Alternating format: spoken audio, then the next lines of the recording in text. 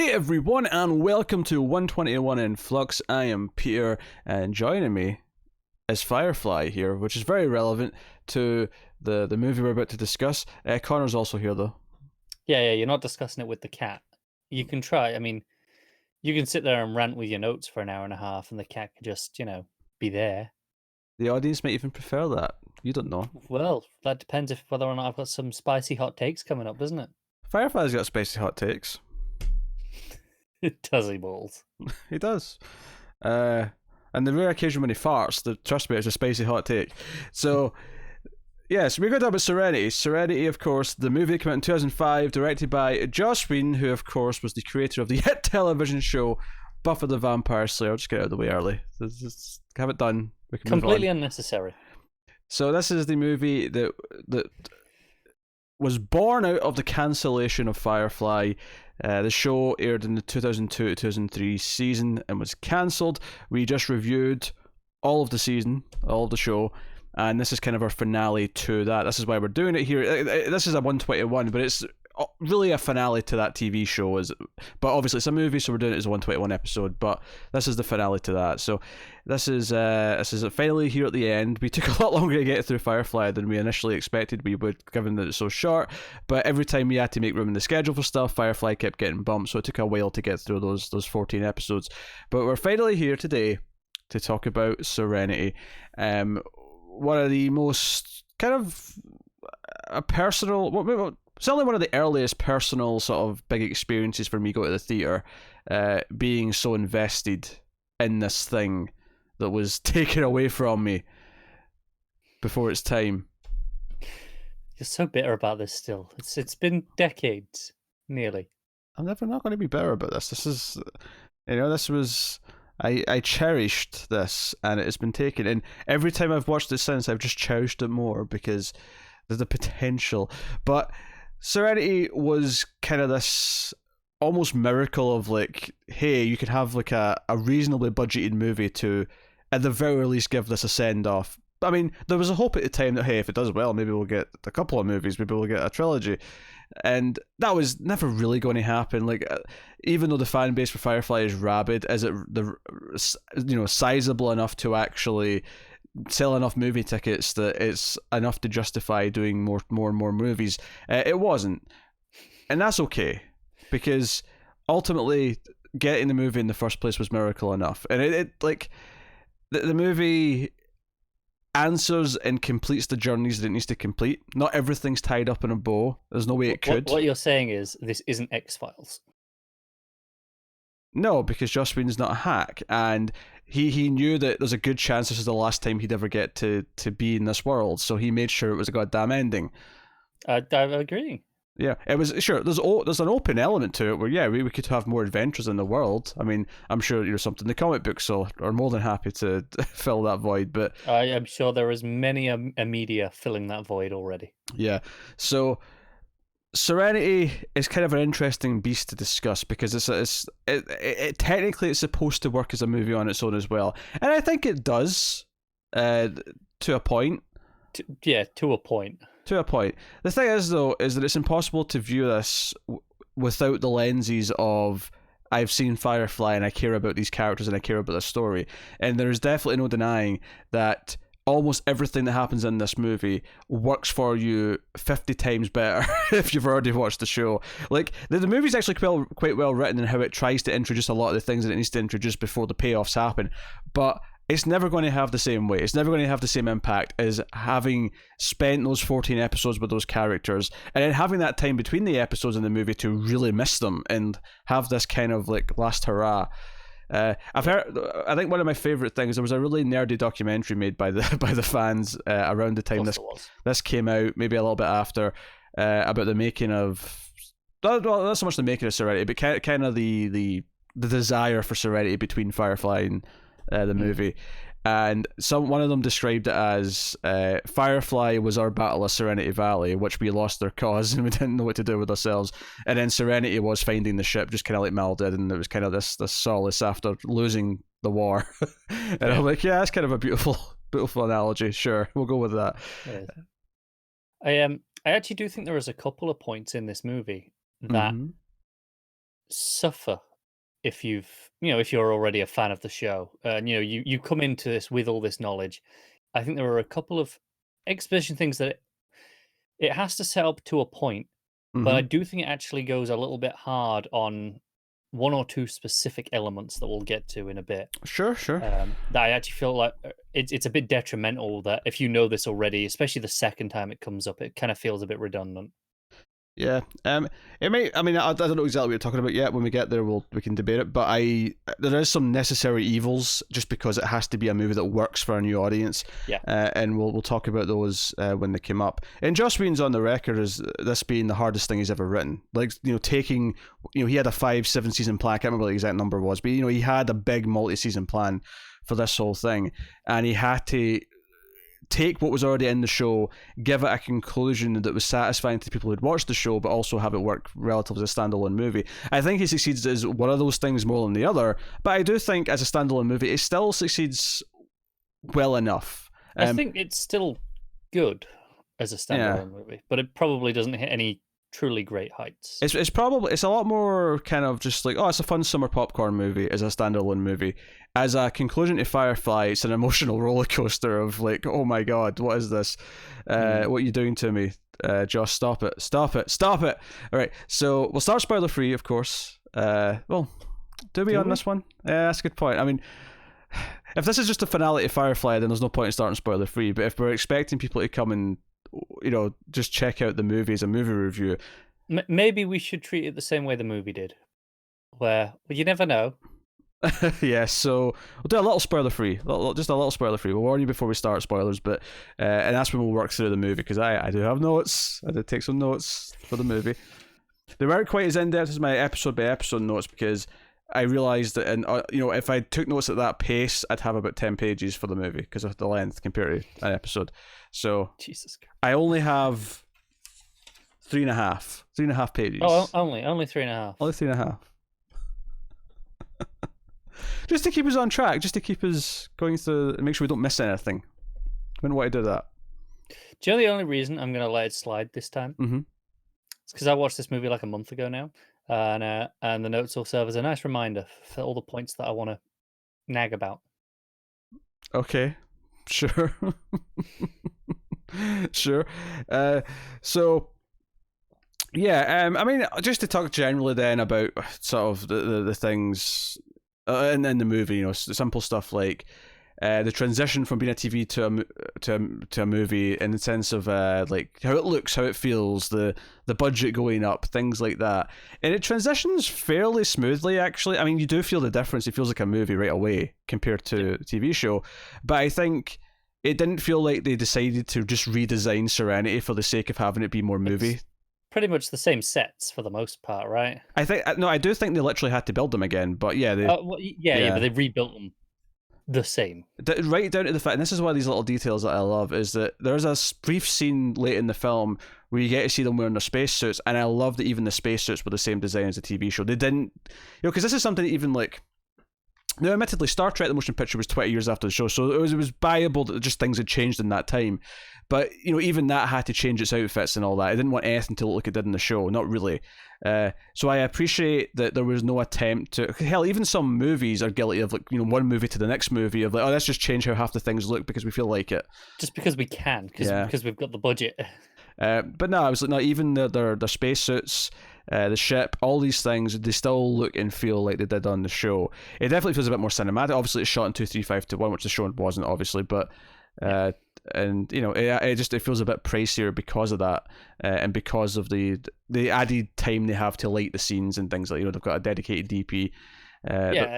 Just the regular things you expect from which you might get away with on TV these days. Don't get me wrong. Yeah, and just to clarify, obviously TV shows also have a dedicated DP, but DPs on TV, their job is to get things done quickly and reliably, whereas in a movie, more time is given so they can actually, make everything looking good. Yeah. So that's a time issue. It's not a talent issue. Let me just make that clear. No, but I think it's clear again that we're talking about TV from the early 2000s. Yes. As opposed to TV now, where there are many shows that are made at the standard of movies in terms of the filmmaking. Yeah. When you go to certain services and cable networks, yeah, absolutely. Yeah. Yeah. I mean, Firefly did look good for a network show from 2002. It absolutely did. Oh, yeah, it does. And even by today's standards, it's not like it looks bad, but it definitely looks like a TV show, right? Yeah, but it's held up very well in that sense. Obviously, the effects have got a bump because it's a movie, and the movie effects hold up really well. The movie level effects. Better than the TV effects do, that's for sure. Yeah. So all that stuff's really good. Characters look like characters. No one feels that they've went through some grand overhaul. I mean, Book's hair's a little bit different, but it's not like if that's the one thing we're going to point at and go, that's different. Yeah, but some time has passed. People do change their hair. Yeah. That's not a complaint. But because I feel like there's so many examples of like, maybe not TV show to movie because there's not been that many of those specifically, but like, where even just something as simple of like every actor having different haircuts get out of the sequel, it's like they all feel like different people. What's happening? Like, why? This is going to sound like a stupid complaint, but why has Black Widow had a different haircut in every single Marvel movie? She's never had the same. No. There's an answer to this. Go on. Action figures. See, that annoys me. It annoys me that she's never had the same haircut twice in a row. That really pisses me off for some reason. I don't know why. It shouldn't matter, but it infuriates me. Of course, we do have all the cast back. Everyone kind of feeling at home in the roles. Everyone came back. Certainly all 9 of the main crew, and obviously there's a couple of villains and stuff that didn't pop back up. The Hands of Blue, of course, are the one big kind of glaring omission. If you were watching the show, you just kind of have to accept that was something that was dealt with in between the two. Yeah. But there aren't a lot of villains that you would expect to be recurring. There were a couple who showed up 2 or 3 times over the 14 episodes, but none were like, oh, they need to come back. Oh, no, of course not. But yeah, so you got everyone, you got sets looking good, everything feels like it did in the show pretty much. One of the biggest things that felt different was the music, and it's not so much that it's still going for kind of creating the same mood where it's kind of the westerny stuff mixed with the other stuff, but it's a different composer. It doesn't sound quite the exact same. There was a lot more guitar, for example, in the show, whereas there's still a little bit of guitar in the soundtrack in the movie, but it's definitely very different. David Newman did the soundtrack here. There's a really easy reason for this, and this is the budget is. Oh, we can afford to have an orchestra more and record more stuff. Let's do it. Whereas, generally speaking, a guitar is a lot cheaper to record. Oh, absolutely. But there still could have been a choice to keep some of the themes that were used for in the score. That doesn't. Just because you've got an orchestra doesn't mean you can't do the orchestral version of. Oh no, absolutely not. Yeah. I just meant in terms of the tone and sound of it, as opposed to the actual thematic harmonic quality in the. That said, though, some really good music on Firefly. Out of Gas is a particularly good score, so I don't know why it'd be taken as belittling. Well, I'm sure we spoke about some of the good music as we did the reviews. I don't really remember, but I'm sure we must have. And of course, we do have a big villain in the movie, played by Chiwetel Ejiofor, who this is the first time I ever saw him in. Long before he was doing anything else, and he became more of a staple in Hollywood. This was kind of the first time I saw him. He's a very intimidating villain, introduces a new type of character into the movie, and we kind of, we get kind of what his purpose is for the Alliance. Of course, the Alliance. This is the case that you actually haven't seen any Firefly and you are just watching a movie review of this to see the spoiler-free section. Yeah, it's about, in the future, there is a ship full of smugglers who are harboring a fugitive girl who happens to be psychic from the Alliance, which is the big organization that controls all the central planets, and they really want her back for some reason. And that's kind of what the setup of the plot is. So the bad guy is hunting her. That is the premise. Yeah, and despite the name, the Alliance is the bad guys. Yes. Why despite the name? Well, Alliance, tends to be a friendly sounding name. Oh, I guess, sure. But as a rule, ally is a word with good connotations. Sure. Yeah, I suppose. I've never really. If you didn't know, and this was your first entry to it, Alliance might sound like the good guys. I've never really thought about it, but sure. If anything, maybe it's just because I've had Firefly in my life for the past almost 2 decades. But I hear Alliance and I think villains. But sure. Well, I'm sure there are people who come If you've come from, okay, you've watched a lot of other movies in general, you like sci-fi, because otherwise, why would you be looking at Serenity at all? Hell, But you even haven't watched Firefly. Alliance, you might think Rebel Alliance, perhaps. no, I don't. If anything, the only other alliance I can think of is also villainous, and that was the alliance in wrestling when WCW and ECW were the bad guys, and they were the alliance. Like all the alliances I can think of, where they're just called the alliance, are villains. Okay, right out of my head that one, but whatever. Yeah, I would never have thought of Rebel Alliance, ever, Of course not. never. So no, I like. So you've got all that stuff set up. That's the gist of the plot. Although, of course, Connor had to tangent us into explaining the word alliance for about 5 minutes. You think, and you think I'm the one who's going to stretch this beyond the length that it should be. I just feel like we should be thorough if we're going to do things right. Okay. Movie's got a lot of action. Movie's got a lot of humor. It's kind of typical Joss Whedon stuff in that sense. It's very funny at times, very charming, and as I would describe it as kind of a roller coaster. And that's a really cliche thing to say about a movie, but I really do feel it about this one, where there's happiness, sadness, laughter, fear. Like there's a whole range of things it goes through very effortlessly. Back and forth. You could accuse this of giving you a little bit of emotional whiplash. But you wouldn't. No, I wouldn't. I'm saying you could. If for whatever reason you didn't quite care to the extent that you should, then then you would probably be feeling like it was a bit of whiplash. Whereas if you're into it, it's a ride. Okay, so yes, I think we'll give the spoiler warning then, and we will dive in to the entire movie. So I'll take this time to thank our Patreon producers for the month. So thank you to David Short, Alison M. Fordyce, Cindy Palacios, Tyler Hess, and Talking Superman.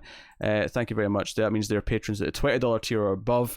You can, of course, support us for as little as $1 per month at patreon.com/MailFuzzTV, and you get bonuses for that. You get some stuff early at the $5 tiers, voting rights, and various other things. So go and have a look and see if you're interested. So yes, Serenity is, well, a big damn movie, and very good, very good. How long have you been thinking of that one? I didn't think it up. I didn't make it up. It's not mine. No, but how long have you been thinking of you want to say that here? I just thought of it. You do this all the time. You accuse me all the time of having something thought up in advance, and I almost never do. The thing is, you do a little smirk after, like you'd been thinking, you're like, I'm going to use that. Because I'm proud of what I just said, but I literally never, 99% of the time, I never think of any of these things in advance, and you always accuse me of it. Yeah. That's what you claim. I don't plan things, but I do I do things in the spur of the moment. All right, if you say so. All right, so Serenity begins. Let's talk about the Universal logo, because this is where we need to begin. Oh, Jesus Christ, are we starting that early? Well, there's a neat thing where you get the Universal logo coming in, and then instead of it just fading away like it normally does, the camera goes past the word Universal, and the planet turns like sort of orangey and like desolate and into a different planet. Yeah. And we see some ships like floating about and whatnot. And we get like a sort of a preamble of the Earth that was can no longer support human life. Although what I did notice compared to the one that was actually on the show, not that we see it that much. Like I don't think they like on the Blu-ray or anything like that you hear this anymore. But when the show originally aired, there was a little. If you remember, like in Buffy, there was a into every generation a Slayer is born. That was in the first couple of seasons. Firefly did have that for at least some of the episodes. And Mal would do a little narration. Notably, the narration here, who turns out to be a school teacher, is a lot more like morbid sounding. Now, admittedly, it's more the music than her voice that's making it sound like that. But it feels really dark and like, the Earth can no longer support life. We were so many, and like she sounds so like things really went bad. The flow of this bit always reminds me of, and I think this is a relevant comparison given the recency-ish at the time. Mm-hmm. The opening of the first Lord of the Rings movie, the Galadriel's voiceover prologue that it does, does the whole bit with Sauron being there at the start of the armies, but that it has that same tone to it and kind of rhythm. But better. I'm not gonna go that far. But better. So yeah, so the opening here is really neat. So there's a lot of stuff to set up in the movie. You have to set up River. You have to set up the fact that she's been hunted. You have to also tease Reavers. You have to do all these things. And one of the things that the intro of this movie does really, really well, and sort of kind of in a smart sense before we get the title, is that it keeps kind of like transitioning to a new scene from the scene within. This kind of sort of fun because passing the baton. Because this first scene, when we see a teacher talking to the kids and the young River sitting there, and we hear some of the kids saying, because they're talking about the War of the Independence, and, why would they fight the Alliance? Like, the Alliance is great, like, it gives us all these things on the planets, and yada yada yada.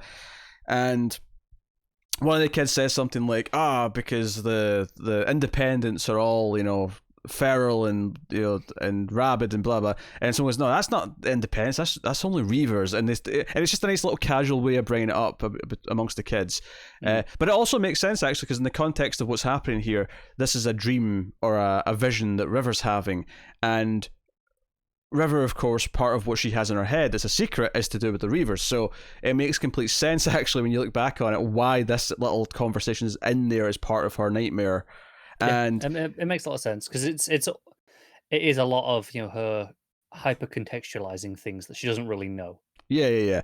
And then there's like a sort of transition as she gets, it's like the teacher like stabs her on the head, but then it like cuts to like her. She's like strapped to like a med bay, and like they've got like a sensor on her forehead, and you've got this smarmy scientist explaining, this is our greatest find. River has the best potential of combat. Everything she does is so elegant, and she's got all this. And then, for those of us who have seen the show, we recognize who he's talking to. And it gets kind of exciting because you realize what this is. We heard about this a lot on the show, but we never saw it, which was Simon breaking River out of the Alliance's like science lab or hospital, whatever it is. And and it gets kind of exciting, and there's a moment where he says, she always did love to dance. And again, if you've seen the show, that was a specific thing that was brought up, that she loved to dance. There was a whole scene in the Witch episode in Safe where we see her dancing with the locals, and she really gets into it. So again, it's another little contextual thing that just ticks together just perfectly. So far, all working for new watchers. Yeah. I mean, this is one of these things where that line is essentially all you get in the movie to set up what she was like before they did this to her. And it's not really enough, right? To really care the way we do. But it is something. It's like there's something in there to give you a sense of who she was before, even if it is just that one moment. I think that in the movie's defense, people know what a normal teenage girl is like, generally speaking. Right? So okay, we don't know, you don't know her exact personality, what she was like before. But okay, you can imagine normalcy, and this is clearly not it. So it doesn't need to go too far to make it work, because it's already a concept people are familiar with. Yeah. I actually, I like this moment because like he says she always did love to dance in front of the guy, and he looks confused. He's like, "Wait, what?" And that's the moment he chooses to strike with his like stun thing. It was out of his staff that knocks everyone out. And then we get them sort of running away, and then again it transitions out of this scene where as they're going up the elevator to their escape, whatever ship that Simon's paid off to like pick them up, it's you just hear the words say stop. And my favorite part of this, and you may appreciate this, is the sound, where it's really loud because they're in this like kind of like exterior place where we hear all the wind that's going down the shaft from the ship at the top, and it's just nothing but loud clanking and noise. And as soon as he says stop, the sound all just cuts. Yeah, almost too far. It loses some of the natural tone, just enough to cover the space. But it's effective, that's for sure. Yeah, and then he says rewind, and it comes back down, and he says play it back, and then he walks through the hologram. So we get this neat transition again to this scene, where we get probably the most exposition here and the most valuable kind of stuff setting things up. It makes it clear that, okay, River and Simon are brother and sister, right? I think this is the scene that really defines that. And also that this guy is looking for him. And it sets up just how much of a big deal he is, because, the doctor dude that we saw previously talking to Simon comes and says, "Oh, what are you doing here? You have no right to be in here." And He's like, oh yes, you're right to insist on my credentials, and he gets his credentials up very calmly as well. He doesn't get angry at the guy who's yelling at him or anything. He just does it, and as soon as this guy, the doctor, sees on the screen what he is, he just shuts up and says, of course, like, you're an operative of the Parliament would have complete access. And he also mentioned in this scene, I think, as well, that you have no name, you have no rank. Like this facility, you do not exist. So it clearly defines what he is to the people in charge, that he is this kind of off-the-books guy because they don't want anyone to know about this. The black agent that you call in to do all the off-the-book stuff. It's actually the first hint. I'm just checking my notes here. The first hint of what's revealed later in the movie is actually in the previous scene with River. She says out loud at one point, not telling people. No, sorry, in the classroom, not in the breakout. Okay, in the classroom. Yeah, where she says, she talks about when they're talking about why would the independents resist, and she says because you meddle, people don't like being told what to think, or what to do. And it's actually a hint because when you find out later on what they actually did, it very much is meddling and sort of trying to make people do what you want. So, you know, again, classic it's just, bad guys. Yeah, just a thematic thing there. This still ties in really nice. So yeah, a lot of great dialogue in this scene. I love because there's so much to get across, and it does this thing here that I love so much, where the operative is like saying, "Okay, look at this footage. You've not analysed this enough." And he's like, "What do you see in his face?" And he's like, It doesn't really have an answer, and he says like, breaking her out of the facility, like so much potential. And he was like a decorated doctor, which again, exposition for people who didn't see the show. He had this career. He was a big doctor. He could have just had a comfortable life. Throwing a lot away to do this. Yeah, and he said it's madness. And I love the operative's response. He's like, no, look at his face. It's not madness. It's love. Something a great deal more dangerous, in fact. It's. I think what I like about this is it tells you that he understands the thought process. He understands. Okay, because it's really typical to have villains that just can't comprehend the idea of people doing things for love. And this isn't that at all. He understands it and understands the desperation that can lead to. Yeah, and that desperation makes this more difficult because of how Simon will react and what he will do to defend her and all these other things. He looks at it very pragmatically, and the operative is such an interesting character, and he's very important to the. Obviously, we haven't got to what I would say is the main character of the movie, which is Mal. We'll get to him in a minute, but I think this is. I'll say here the reason why we have the operative, because I mean there could have been an argument, right? I could see people arguing at the time, and I don't know if I ever did, but I could see it happening where. Like, well, we set up the Hands of Blue, right? And they were kind of these intimidating villains. Why aren't they just the villains of the movie and just sort of wrap it up there and just still do all the stuff with Miranda and all the stuff we're going to get to, but have them be the ones chasing them the whole time? And the argument for it is that a big part of what the show set up for Mal's arc about who he is, the operative has to be the villain to complete that arc, to complete that story. He does. Because the whole point of the operative is that he's Mal to the Alliance. He not exactly, but in the way that he is devout to his cause, because this movie is about him going through what Mal went through. So, at least at the end it is. So, this is why it's important, because he is someone who believes utmost in what he's doing. Because I mean, some of the other dialogue in the scene which I love is when the guy's like, so the big moment here where he's like, you described her as this. He plays back a bit more of the footage, right, where he's talking to Simon and he says, key members of Parliament have, personally supervised this process or whatever. And he's like, key members of Parliament, you took the most powerful, influential, and important people in the galaxy who, make decisions based on everything and have all the secrets in the world, and you put them in a room with a psychic. I love that line, because that's something that the show never actually clarified, is why they care so much, right? So even to me watching the movie, in the first 3, 4, 5 minutes, they've hit me with this bombshell of like, oh, it's that simple. It's what does she know? Yeah, she knows. It's not, because I think in this show you're still maybe under the assumption that even by the end, like, no, they want their pet project back. They want her to go back so they can keep. And I think that's definitely an element of it. Yeah, if they can bring her back alive, I think they'd rather do that. But yeah, but that idea is like, okay, that's already exciting. And then he talks about how this is his hubris and yada yada yada. But the way, like, the operative's dialogue here is wonderful. Like, I love every word that comes out of his mouth. It tells us something about not only the plot and, like, River and what we're doing with that stuff, but also about what type of character he is. Every line of dialogue serves two purposes, and it's beautifully written because of that. Yeah, it's always very calculating dialogue. Like, you can see the cogs turning, and there's not like a question wasted or a statement that's redundant. He doesn't, waste his words, but he knows how to speak eloquently enough to make a point. And he talks about how people, when they failed their masters, they, basically commit seppuku is what he's talking about, more or less. And the guy sort of arrogantly goes, well, I didn't bring a sword to work today. And then, of course, he pulls out a sword right there in front of him, and he just shuts up. It's a great little moment.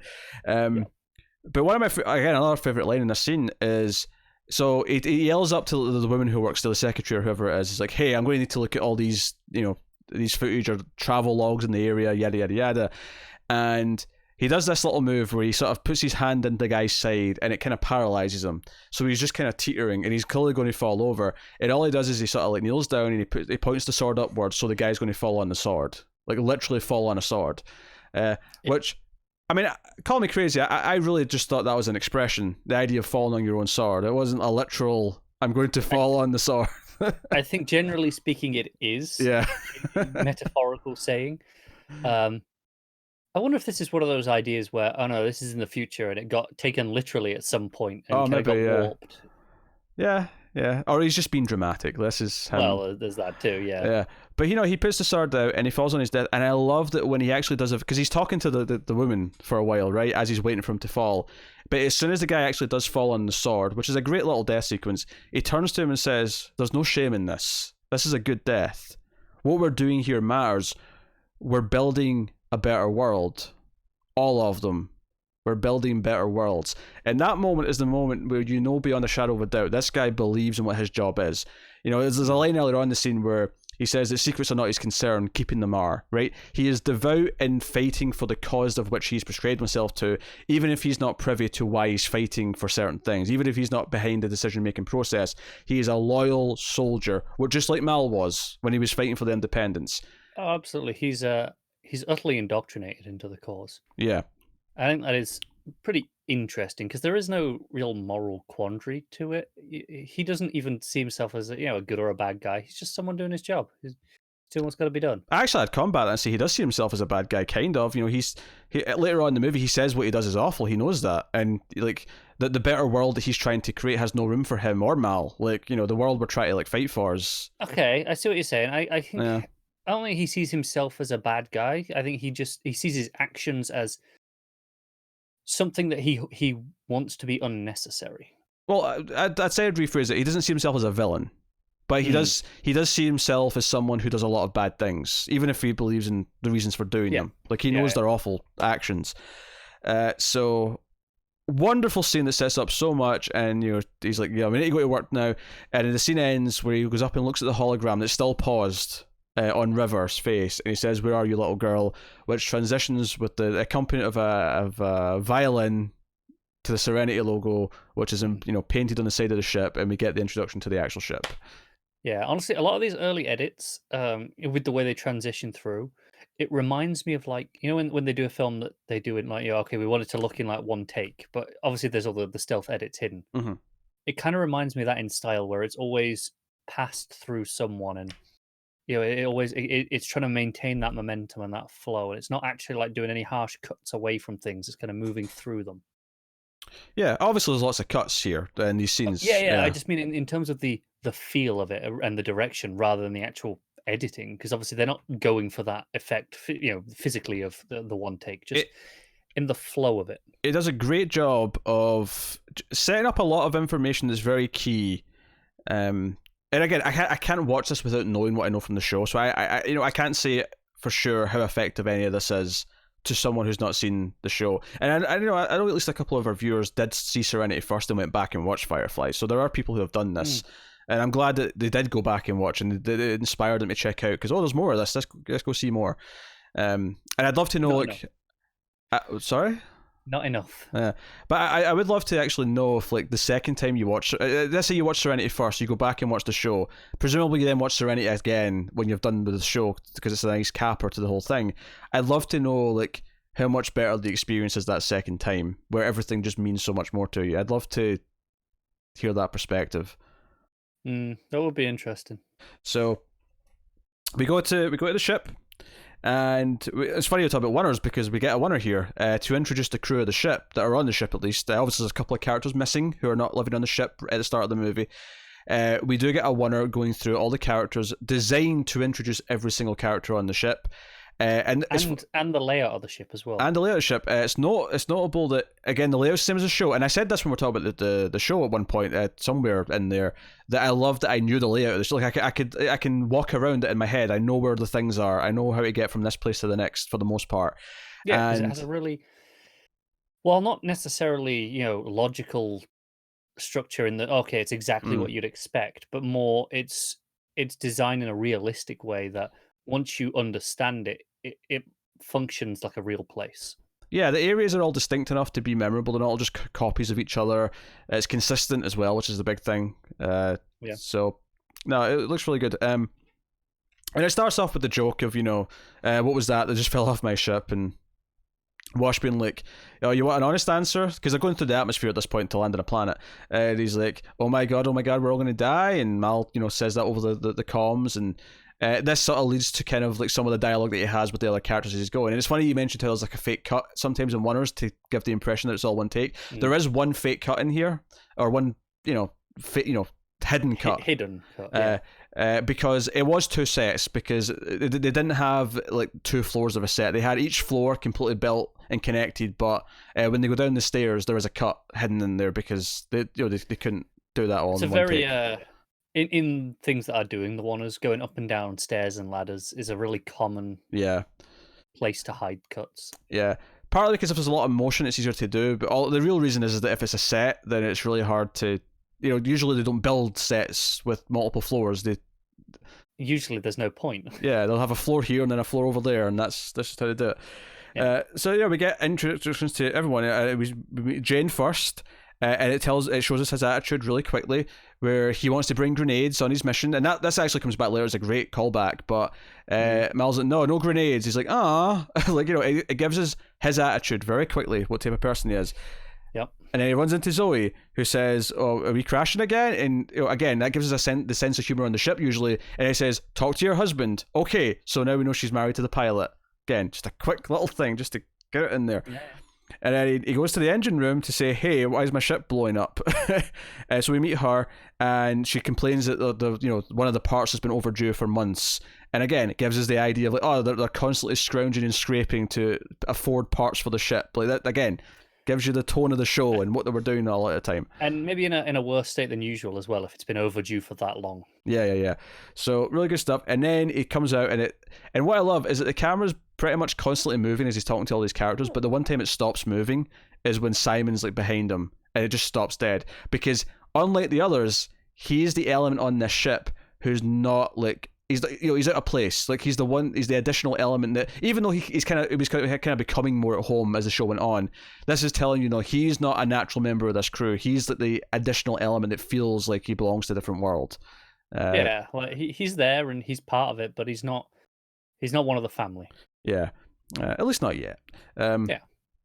So he's basically pissed because they're taking River, and Mal calls her a seer, which we did establish in the last episode of the show actually. But this is a cool little progression of that, where they're actually using her. They're going to utilize her ability in some way on one of their jobs.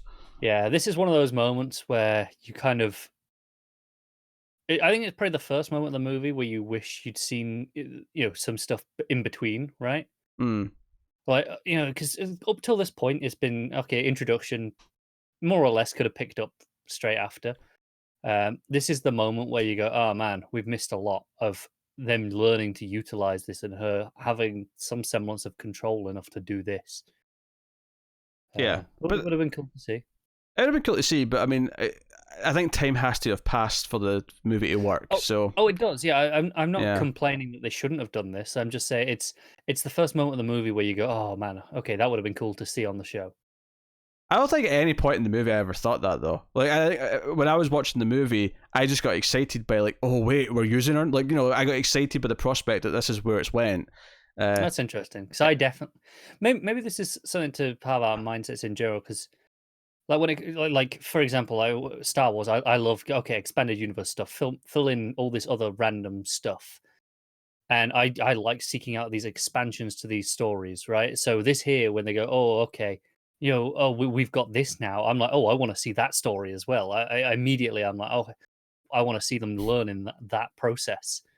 I mean, obviously, had the show kept going, there would have been a gradual thing to that. Yeah.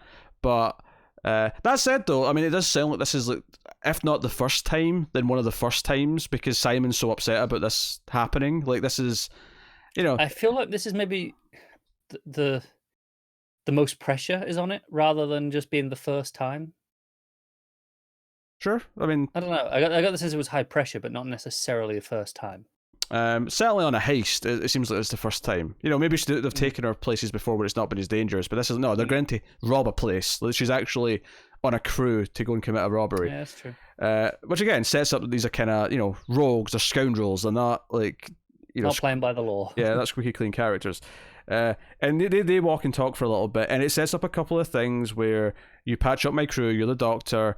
If there's anything that I'll complain about, or not even complain about, but just kind of point out in terms of like an inconsistency with the show, it does kind of feel like we've reverted a little bit of how close Simon's become part of the crew, for the sake of the movie's plot just working better for a first timer. Because when Mal says here, "You're not a part of my crew unless I conjure it," does like. We kind of did that plot in the show where they've gotten to a point where he does feel like he's the doctor of the crew now. He's the med guy, right? Kind of did that exact point where Mal's like, "You're part of my crew because I say you are," and that kind of happened.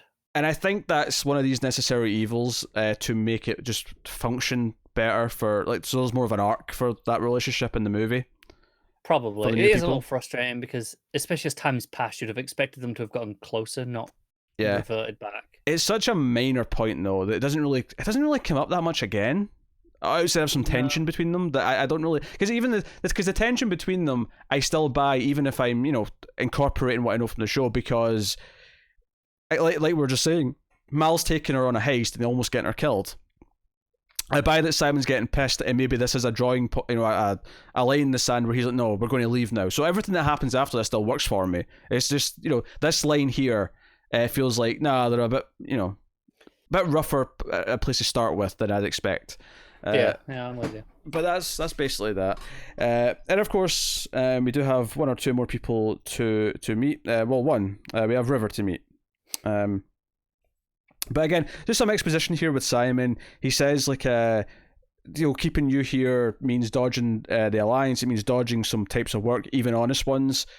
Again, just gives you a sense of what type of characters they are and what this ship does. So, really good. And notably, the water ends on River, where it follows Simon up the stairs in the cargo hold and ends with her on the grating. And I think what's really smart about that is that because she is the plot of the movie, it ends with her, right? I think it works as well, just even before you get to the plot of the movie as a whole. I think it just works thematically. We came into this scene going, where is she? Yeah. And, we found her. We can stop now. Yeah. I think it's also as well because she says something like we're going on a ride. It does almost feel like okay, the movie's starting now, right? We're going on a ride. It has that kind of feel to it. But notably, this is actually something that I know Whedon talked about in the commentary, which I haven't listened to since I listen to commentaries on a regular basis, so it's been a long time. But one of the points that I always remember him talking about here that he felt he needed was a moment that, because we started on River and all those scenes from the opening, and she's the end of this winter, he felt they needed a scene where she kind of passes the torch to Mal to make it clear that this is Mal's story first. I mean, River's obviously the big plot point, and because she's essentially the MacGuffin, right? But obviously she's got her own arc, though she's not just a MacGuffin, but she is essentially really vital to the plot for that reason. But it is Mal's story ultimately. It's the story of Firefly is his story first, and so there's a moment here where she's behind him, and he says, "Oh, are you ready?" or whatever, and she's like, "Are you?" And the focus literally shifts to him, and it's just a quiet little moment. She's like, "What does he say again?" I always am, darling. I think he says something like that. But it's just a little quiet moment in between like the winner and then the quick stuff that happens right after this, just to say, hey, we're going from her to him. Yeah, it's kind of easy to miss if you're not Mm. looking for it, right? And it is more of just a thematic touch, because I don't think if you play this to the casual audience, they're probably not going to pick up on that. In terms of, most people aren't paying attention to the subtleties of filmmaking to that extent. Oh yeah, but we are. We talk about movies. No, I know. Obviously, we are. I'm not saying, oh, we're not going to talk about this. Christ, I'm just saying. I think it works on just maybe it works on a subconscious level, or maybe people. I don't even know if they notice. It's nice. I understand why he's doing it. No, I think it's subconscious. I think it's the sort of thing that maybe on a first viewing I wouldn't like, but like having hear him say that, I now imagine it without it. I imagine cutting that out and just continuing from here. And maybe there would be a feeling like, oh, we started on River, but now Mal's the main character. Like, it is nice to just have a little moment that sort of says, no, it's his. Yeah. There's definitely been some movies and TV shows that we've spoken about where it feels like, oh, this was a main character, and it's not until like 2/3 through that you kind of realize that it's not really the main character that you thought it was. Absolutely. So, no, great introductions to all these characters, and we go on this thing. There's a great joke here I love where they're getting in. They've got like this wasn't in the show. They've got this little speeder like chariot thing, this little hovercraft, and they're all gearing up to go and getting their goggles on, including River. And Simon comes up and says, "Look, if anything happens, River, you just run. It's okay to leave them to die," which is a really funny line, right? And I feel like there's been some funny lines, in the operative scene and stuff, but I feel like this is the first like true like Whedon line where the audience should get a sense of like, okay, this is the sense of humor this movie's going to have. I think the difference is the stuff in the earlier scene was a lot darker. So it was a lot. It was still funny, but in a lot darker way. Whereas this feels more like family banter. Yeah, and then of course Mal does his whole, yeah, don't worry, Doctor. If anything happened to your sister, I'd be real choked up. I'm serious. There could be tears, and then he just hits the gas and they fly out. Yeah, it's a really good moment. But again, there's a little moment here after this because there's other relationships we've not really established yet, other connections between characters that we've not done. And the little moment here is that Kaylee walks up afterwards as Simon's kind of looking out, sort of worried at where his sisters went off to.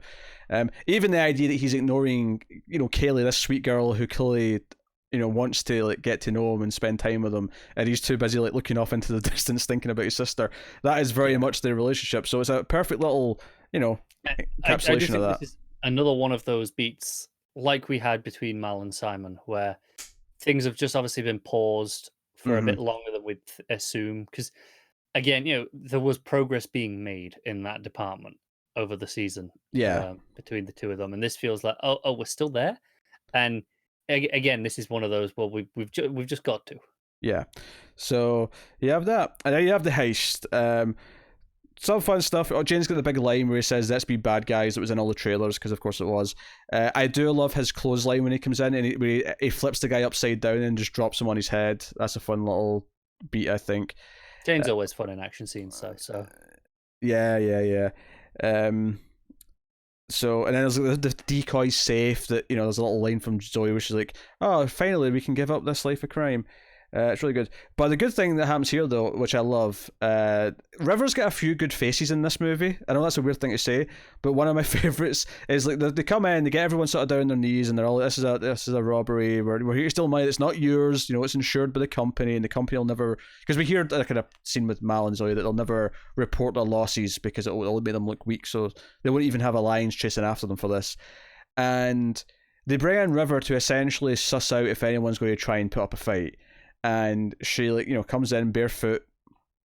And what I really liked about this, and this is something that only works for people who've seen the show, but her walking her barefoot and the way it's filmed, as she's sort of like coming in, sensing the room, it really made me think of Objects in Space, where the way she sort of perceived the world around her, this idea that she's connected to everything and she's kind of feeling out that way. I don't know. It's just...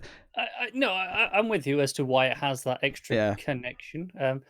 I think this works in general for people who haven't seen it. I think Barefoot is a really common trope for feeling closer to nature, right, Mm-hmm. and being more connected to Earth usually. But I think that works in context here of okay, it is still establishing that same essential trope of being more connected and aware of our surroundings. So I think it works either way. Yeah, absolutely. So yeah, we have this. They have the house. There's a funny little conversation where Mal's talking to the guy who's down in the vault when they get to him, and they're like, "Oh, we have to shoot you to make this look good." He's like, "Well, could that just be more of a graze? Well, you don't have to look like you just gave up." He's kind of funny little stuff. Even actually, when they first open the door, and the guy's like, "Can I have your password?" And like Jane just like fires a couple of rounds down into the into the hallway. He's like, "Okay." Just little beats like that really make it all work. And so I was talking earlier how actually just a bit. Actually, I'll give you a complaint here. There's an awkward bit of exposition here that I don't like. Oh, I wonder if because I've got one coming up in this scene as well. I wonder if it's the same one. It's the old guy saying, "Oh, the brown coats, eh? Fought for the independence." Yeah. I don't know. It just sticks out to me because they set up enough with the.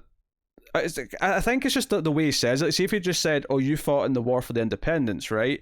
But it's the way that he actually uses the name browncoats. It's like they really wanted to get the word browncoats in just so it was in the movie, and it felt clunky to me. But it is clunky. That was actually not the bit I was going to complain about. It's a minor thing.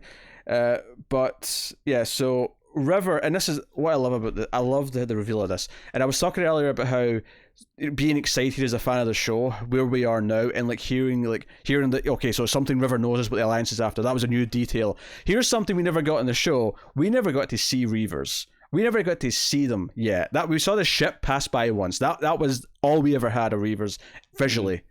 We got the sort of the guy who was becoming like a Reaver or trying to become a Reaver. Getting there, yeah. Yeah, but we never saw the real Reavers. But I love how this is because again, watching it, having seen it multiple times. So the reveal of the Reavers arriving is like this little girl's complaining that she heard some gunshots or something, and their mother picks her up and says, "Oh, maybe we'll go contact the lawman." And it comes out of nowhere as she turns around. So first of all, we know that they've got a little girl, which makes it really dark in and of itself. But the way it's like we just see a Reaver swipe. And the way it kind of flashes to River, there's like a little tease again of what's coming later. I'm pretty sure there's a flash. There's definitely later, but there might even be a flash at this moment of like stuff from Miranda. There might be like a single little flash in between the cuts. Just like a frame or two. Yeah. But again, it's this idea of the I mean, Reavers are scary to everyone because they're Reavers, but they're especially, they make River break down. She gets really scared and starts like losing control of herself and starts yelling Reavers and this is the thing. What we've established so far is that Mal's pretty funny. A lot of these characters are pretty funny, but they're doing crimes, they're doing bad things. He didn't seem to care when he was talking to Simon about taking his sister out. There's a risk almost of not finding him likable or not wanting to root for him. And the moment here that makes it really sort of click for a new audience to show that he does have the heart, right? He's got a heart of gold, is when Jane comes down, first of all, yells his name, so he's like, everyone's got to keep yelling my name, we're on a heist. But he comes around and says there's Reavers. He just turns to the guy that, again, we were having a really funny scene about talking about where to shoot the guy, right? It was like a funny, playful scene. And as soon as he hears Reavers, it does two things. It tells us how serious this is, if we hadn't already gotten that, which we kind of have from, the attack, the glimpse, but his tone, his demeanor changes, and he just says, "Does that door lock from the inside? You get everyone down here, and you lock them in the vault, and you do not come out until things have passed." I really like that moment. It does a lot to tell you even if Mal's a petty thief as he was accused of being, but he's not a terrible person. Yeah, he's the heart of gold is in there. He does care about people. And there is darker elements here where it was actually the guy who was going to fight back that they sort of disarm, so not de-arm. I was going to say, I was like, that was a weird phrase. De-arm sounds like you're just ripping his arm off. The guy disarm, he's the one that actually ends up shooting, because when they're leaving on the hovercraft, this guy's like trying to climb on, and Mal's like, we have to push him off, we can't take the weight. So when they do push him off, and we're seeing Reavers land, and they're grabbing people and people are screaming, they're being chased by Reavers, of course. Eventually he takes out his pistol and he shoots the guy in the chest, and and it's kind of this moment of, okay, what they're going to do to him is worse than, so killing him is better. Killing him is better than letting him live here. And I will say, during this sequence, this is where one of my biggest gripes of the exposition is, and I don't know for sure if this is just because, I've seen the show and I've got more expectations, but it's the way they talk about the Reavers. Because as this is going on, they're talking about what the Reavers are, what they're going to do, and I'm kind of seeing it already. There's chaos going on. They're terrifying. And it did get to me a little, because we had that like throwaway line near the start, right, about Reavers in the classroom. They kind of established them as just the core like one line concept of what they are, and then we're seeing them in action, and okay, they're brutal and they're terrifying, and okay, the bit where, all right, this is so serious, just right, abandon heist, get everyone in the vault, like get to actual safety, Yeah. and that all worked so well. But then there's bits where they stop and just talk about the Reavers and the threat and what they are, and I don't know. It kind of just dragged it out for me. There's some moments of what they say that work for me when it sort of leads to. Because I think there's some stuff with Jane, especially where they're talking to Jane, and he's like, if they take me, I don't want to be no Reaver like snack or whatever he says. I can't remember what the line is. Also, this is where the funny moment, because when they're being chased in the hovercraft, he's like, "Gee, wouldn't it be nice if we had some grenades?" Great callback to that earlier line. And of course, again, another funny moment. He gets like basically stabbed with like a harpoon, like that's trying to pull him back, and he's like hanging out at the back of the hovercraft, and he yells out to Mal, "You shoot them if they take me," right? Which we already saw Mal do, so we know this is a thing. Like, this is the preferred option. But Mal immediately pulls out his pistol and starts to aim it, and Jane goes, "Well, don't shoot them before they take me." Yeah, not yet. What he's actually doing is shooting the rope the harpoon's attached to, so you can grab him. But it's a good funny moment. Really exciting little sequence. I'm just making sure I've not missed anything in my notes here that's worth mentioning. Also, I always, when that moment does play while we're on it always plays as a bit of a Star Wars reference as well for me. What? We're okay. Jane's hanging on and Mal shoot the rope that's on him. It always reminds me of the Sarlacc pit in Jedi, where with Han having to shoot the tentacle to save Lando. Okay. And it's again with the banter as well that's going on as they're doing it. It just reminds me so much of that. Well, I don't think it's a secret to say that Mal and Firefly don't exist if Han Solo doesn't exist. Oh, so absolutely not. But it's rare you can pinpoint specific moments and scenes. I think that you go, oh no, this correlates exactly to that, rather as opposed to. We'll get to some shooting first later. Don't you worry. We will. I said there, not never. But it's rare that it correlates to directly a scene or a moment. It's usually just the general swagger and impression, right? Yeah, I think so. This is probably one of the lines that you didn't like with the exposition, but it's when I think maybe Zoe, someone says they'll want us alive when they eat us, right? I think that's maybe one of the lines you probably didn't like, is they were kind of really harping on it. I get it. I do think it's important to establish that they do that though. Like that's how bad they are. I feel like that maybe it should have came later in some other way, but I think that detail is important to put across. I think honestly, I think my biggest problem isn't like any individual line of dialogue here. It's more just we're seeing the Reavers in action. They're terrifying. We understand they're so bad that Jane, the big tough guy, would rather be shot than be left to them. That's so impactful in its own right that I feel like adding all this extra dialogue just undercuts a lot of the fear of what they are for me.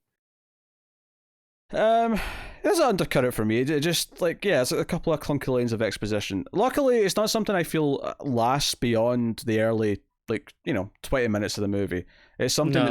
This is probably the worst example of it for me.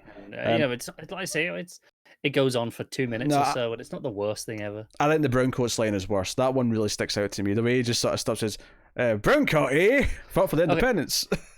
That's worse as an individual line. Sure. And just that it's just there to get Browncoats in. This one bothers me more because it feels counterintuitive when there is action doing the same job already on screen.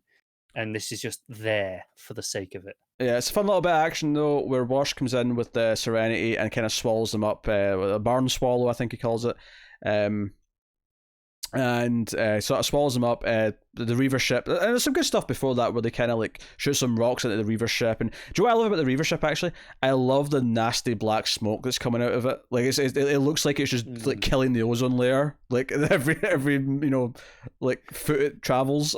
Yeah, it is not eco-friendly. No, I love that aspect of the Reaver ships, but because just even here, you're watching their little hovercraft. That, I mean, maybe it is bad for the environment. I don't know, but like the Reaver ship looks like it's just like nothing but car exhaust at the back, or even jet exhaust, maybe even better. I was gonna say, like a car, like not a modern car though, like an old car that's misfiring and there's something wrong with it. It's you can hear the sputtering of the engine.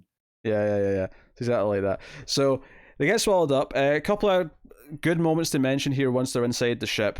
There's a great joke where Kaylee comes down and looks at Simon and goes, "Are you okay?" I actually think this is after Simon punches Mal, sort of to further their anger.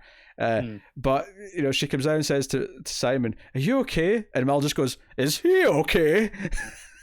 After Simon's punched him and they've just been through this chase, which is really funny.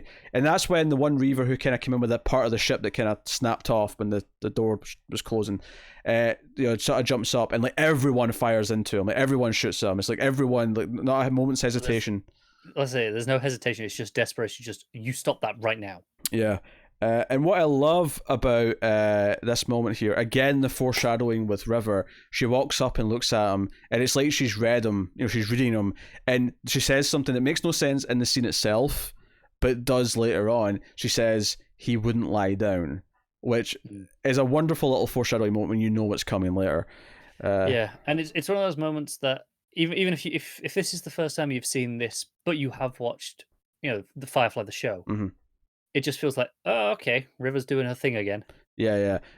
So, we're already starting to move into we're teasing things that even fans of the show don't understand yet, that we're kind of getting to. Yeah. There's a great capper to this scene, though, because obviously after she says that, it's a really somber moment, because they've had this fear of the Reaver, then she says this weird, ominous line, and it just cuts to the cockpit. Sorry, the bridge. Finally, it took all season, but I got there. Cuts to the bridge, and Wash is just sitting there looking up, going, "Hello? Is everyone okay?" Oh, dear. Do you know if I have a complaint? Not enough dinosaurs in the Wash scenes. They are there, though. They're there the whole time, which I love. He's just not playing with them. Yeah. But it's that attention to detail. Yeah, no, that's what I'm talking about when they... when I said, it's the same sets. Not physically, but they rebuilt it, they redressed it the same way. Like, exactly the same. Yeah. Down to the small things. Yeah. I mean, the bridge might feel a little bit bigger than it did in the show, but that's about it. Maybe, I don't even know if it does. It might just be the way it's shot, but like it feels a little bit bigger to me. But it's we're talking. I wonder if that's like a trick of the aspect ratio, with it feeling wider naturally because of that. I wonder if that just makes you think it is. It may do. But yeah, so Zoe has a scene with Mal, a really interesting little scene that really sets up some of his character sort of beats in the movie, where they're talking about like what just went wrong and all that, and she says, "Hey, that man that was trying to get on the craft, like we could have helped him," and he's like, "Hey, like shooting him was the right thing to do," and she's like, No, I agree with that. That was an act of mercy, but like before that, when he was trying to get on to the ship, like and he's like, "Hey, the chariot won't run with 5. I think they call it a mule, and that's what they were calling it. It won't run with 5." And he's like, "It might have done." It's like, "Do you want to take that chance? Do you think I should maybe throw the teenage girl off?" And even in this scene, it's a really serious dialogue scene. But even then, he has a little joke in the middle where he goes, "You want me to throw off you or Jane?" Well, Jane. It's just a little moment. Definitely save him the most weight too. That's true. He's the biggest dude. Yeah, it would save the most weight. But then Zoe's like, there was the haul, the loot, the booty, whatever you want to call it. And I think this is like one of those rare moments where Mal is colder than you usually think of him as. Because, like I say, Heart of Gold is what we often think of. But this is that moment where he's like, he doesn't even want to acknowledge it. He's just like, no, we need that to live. We've got to eat and do that. And he's right. He's being very pragmatic, right? Mm-hmm. But there's a fair point where it was at the cost of a life. Yeah, but that tells me that maybe maybe when he was in the war, we didn't get to see a whole ton of it. When we were, in the show, we got the odd flashback, and but like maybe he was more pragmatic, much like the operative when he was in the war and he had his cause. Maybe, him. Him losing that did make help him find his humanity a little bit more, and it does weigh on him. There's several moments in this where he does make the right call, where he sort of says, "Why have I done that? Why have I done this good thing?" And that's a big part of his character. So that really sets up where he is at the start of the movie. Yeah. And that Zoe is kind of his confidant, and Zoe is the second in command, and is kind of there to be the one who kind of says, "Hey, maybe I can challenge you. Maybe the others can't. Maybe you'll shout at them." But you'll listen to me, even if you don't agree with me, even if you ultimately disagree, you'll listen to what I have to say. It's kind of, what you get from this scene. Yeah, she's probably the only one that's not afraid to be shouted at. Yeah. Right? Yeah. So I was just making sure I didn't accidentally stop the recording, because I've done that before when the keyboard slams a little bit. So I was just double checking. It's fine. We're good. Thank God. So, yeah. So really good little scene there. And then another scene sort of giving us some exposition about the Reavers, although I think this one works quite well, even though it is just existing to give us the exposition, and it's Jane and Kaylee, as he's sort of getting rid of some of the debris that's on the ship, and he's but they turn it into a joke though, where he's like, they say that the Reavers, because what this is really setting up is the idea that it's a mystery, that no one knows where they came from and no one knows how they exist. And he's like, no one knows. Some people say they saw the edge of space and it turned them mad, but I saw the edge of space once, and it just looked like more space. So it gives us something, but gives us the joke as well. And even here, where he's saying, they're sick, they kill everyone for no reason. I mean, I'll kill a man if it's in a fair fight, or if he stole something from me, or if there's a woman involved, or if he looked at me funny. He just lists every single part. It gets more mundane and trivial as it goes on. Yeah, which is kind of a contrast, because if you've seen the show, Mal's whole thing at the start of the show was, if I ever shoot you, you'll be facing me and you'll be armed. It's a very honourable thing, and Jane's like, if you look at me funny. I mean, it's very true to what Jane has been the entire time. No, it is. Again, it gives you some of their character, but this also introduces Anara into the table, because Kaylee mentions he's going to drive them away, just like he did Book, just like he did Anara. And it transitions from that to I think Mal watching some footage of Anara. Could be, yeah. So that sounds right. And he's kind of watching it. He kind of turns it off, and it's like footage that Kaylee's taken of Anara when she was leaving. And what's neat about this is something that we knew was coming on the show. We knew that she was about to leave, because that was mentioned and brought up. Yeah. So that's a nice little in sync part of that. This is one of those rare times where the time skip kind of works out nicely. In that, okay, we knew she was going and she's gone, and that's fine. Yeah, and same with Book. I mean, even though with Book we never knew he was leaving in the show, it doesn't feel unnatural that he did. It feels fine. He was kind of just tagging along anyway. Yeah. So that's a really good good moment. Anyway, so River and Simon are talking. Kaylee and Simon are talking, and she's trying to give him advice. This is when they arrive on the planet, right? Because they've decided that they're going to leave everyone here, and little Kaylee's like, don't pay in advance, and always look the captain in the eye so you know who you're dealing with, and she really sounds upset, and basically giving him ship advice of which type of ship to go on. Kaylee's doing the thing here that was always very useful on Buffy with Willow, where if you have Kaylee be concerned or upset about something, the audience will care. Yeah, I think this is one of those things that only works if you've seen the show, unfortunately. That may be true, but it works really well here, and it works well later too.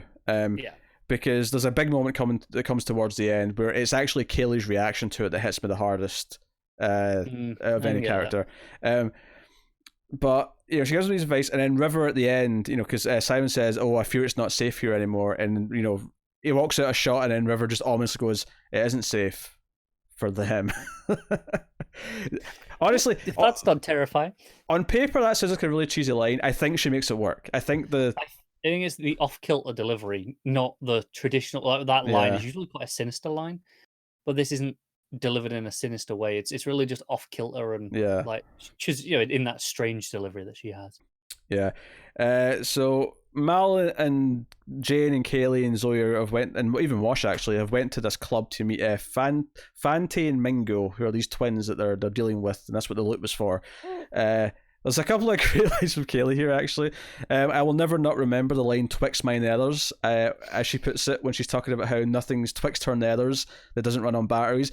And Mal's like, "Kaylee, I can't be hearing this." And then Jane, like a creepy bastard behind, is like, "I could stand to hear some more." Which is very, again, in line with his character, worth mentioning.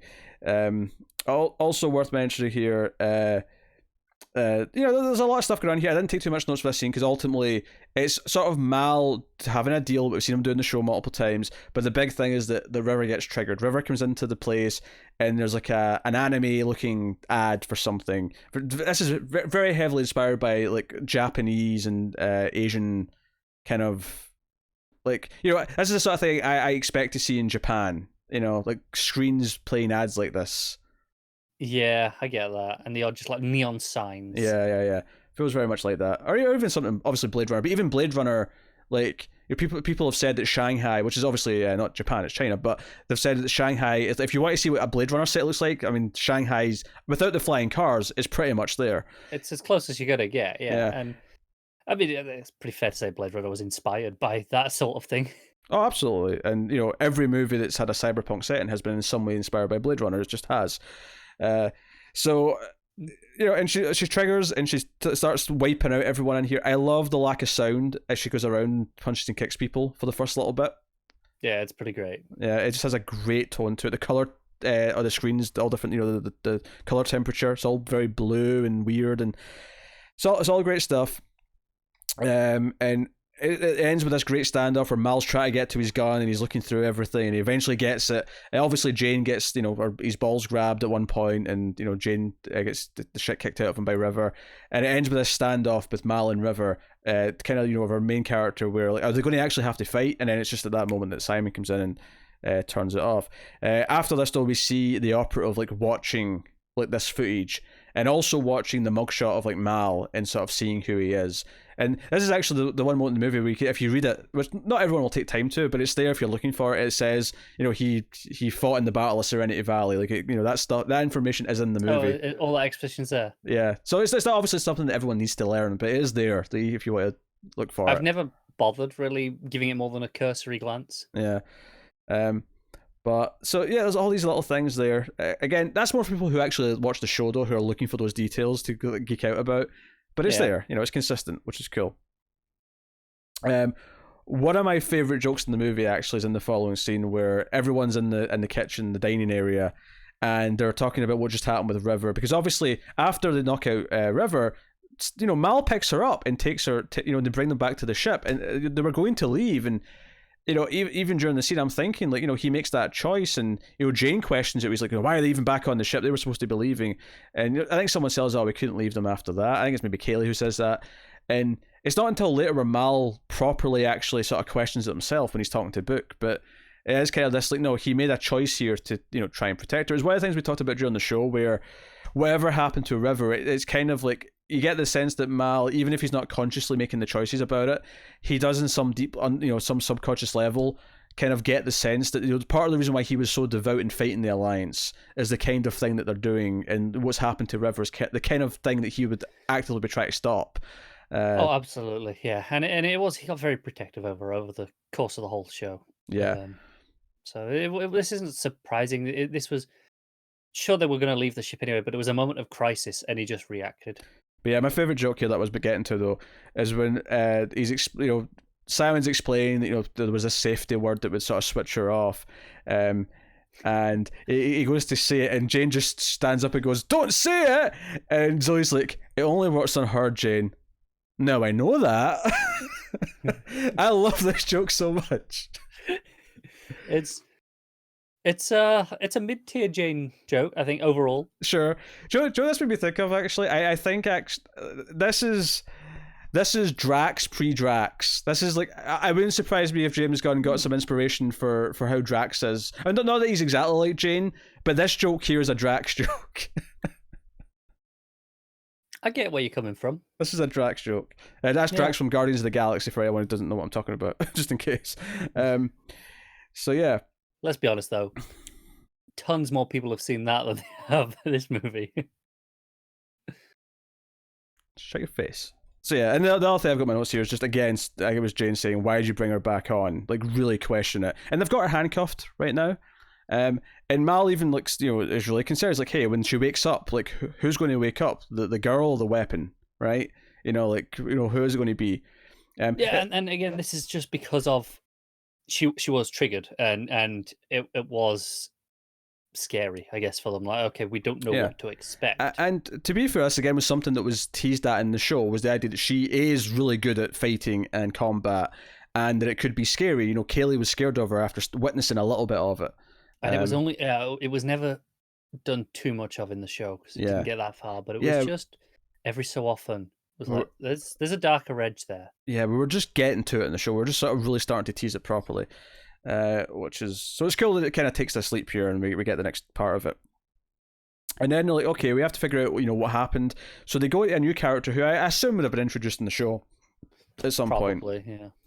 But we get Mr. Universe, who's kind of this weird tech guru who like transmissions out throughout the galaxy.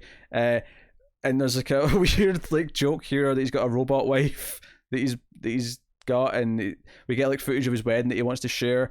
I'm trying to really justify in my head why it's specifically this. Now, it does serve a plot purpose later on, having like a robot who can like repeat what he said. So that part is obviously there for that. I've often tried to think as to why this joke about him having a robot wife is why, specifically why it's that, why Joss Whedon picked that as the joke. Is it just a joke, or is there something to read into here with this? I'm not sure. It's probably just a joke. It's probably just a joke. But I mean... Also, I have a suspicion this inspired Krieger in Archer. Anyone who's seen that show and Krieger's anime waifu will kind of get where that's going. Waifu. Yeah. Oh no, it's a thing. Oh, I know it's a thing. I've heard of the term waifu before, but in that show, it's like, yeah. In fact, and one of course the key things that he says here is that you can't stop the signal, which is what kind of one of the movie's mottos, which it kind of fits into the whole mantra of the meta narrative around the movie, is that you couldn't kill Firefly quite dead. Like, we still got this. Like, we still were able to continue the story in some fashion. And people still get to care about it. But of course, he looks into the code and finds that she was intentionally triggered with subliminal messaging. And, someone put this, but they also, like, he says that someone's already looked at it, which we saw. We saw the operative looking at it. So that just kind of links up nicely to that. But it sets up the idea that whatever's happening here, this is super secretive. They do not want, like, the public or even just the regular, like, cops and stuff to know that they're looking for, like, this. This is top secret, what's going on. Which, again, is a level of threat, right? Because why else would they be doing that? Yeah, absolutely. So... no, and I think it is effective here because it does just it ramps it up as to, okay, this is conspiracy levels. Yeah. Everyone loves a conspiracy. The scene ends with him saying, "Do you know what it is you're carrying?" Because there's like a really ominous thing, which again I think was in the trailer, where he goes like, "The Alliance have went to great trouble to track down that girl. Do you know what it is you're carrying?" That's how it ends, and it actually transitions to River from that. Which is, again, just a neat transition of, like, she's the topic of conversation, then it goes to her. Simple stuff.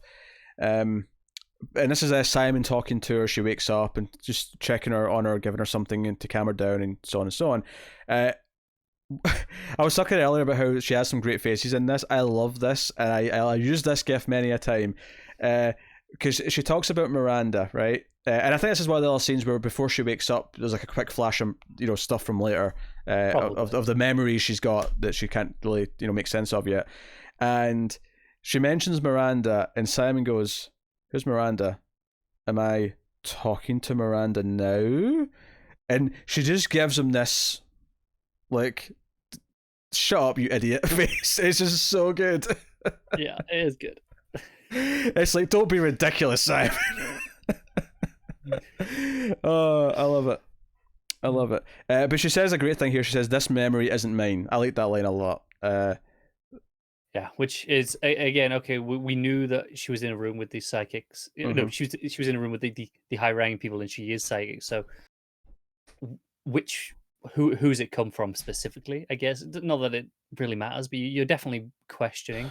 Yeah, well, the impression I always got is that it's not necessarily that one of them has all the exact like feelings she's feeling. It's more that like them knowing all the details of this and having seen some of the images, like because she's got more of a conscience, she actually taps into like what it must, the horror of it, and what the people there must have felt, and that's why it's so terrifying and scary. Because the people who did this, who she got this memory from, they don't strike me. Not that we've ever seen them, but it doesn't strike me that they're like, you know, so guilty about this and like. No, I think that's her interpretation of that for sure.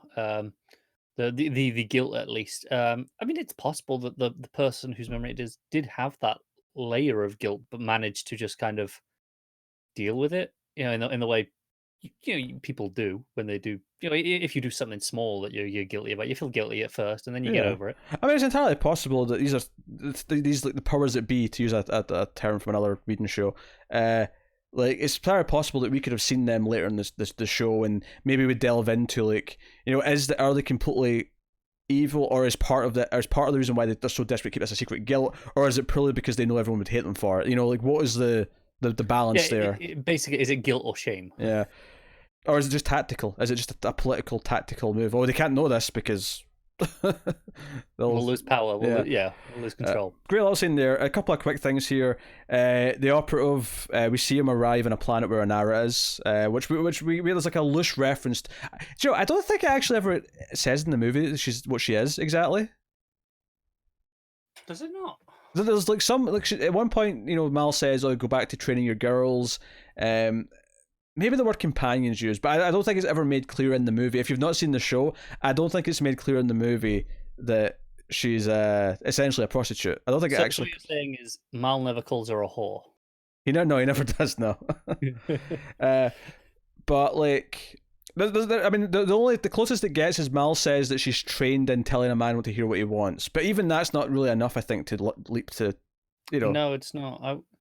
That is interesting. I wonder if someone who'd watched this without the show would have got that, or if there's enough just little implications that you do. And for the record, I don't think this was like chickening out and not wanting to put that in the movie. I think it's just because it's not important to make the movie work, so it's just too much. They didn't want to like also throw that into like, this is more to process. Like we don't need to. No, it's one of the things I didn't even notice that they didn't kind of reference it, just because I know, right? So it was every time you see her, it's just in your head of who and what she is.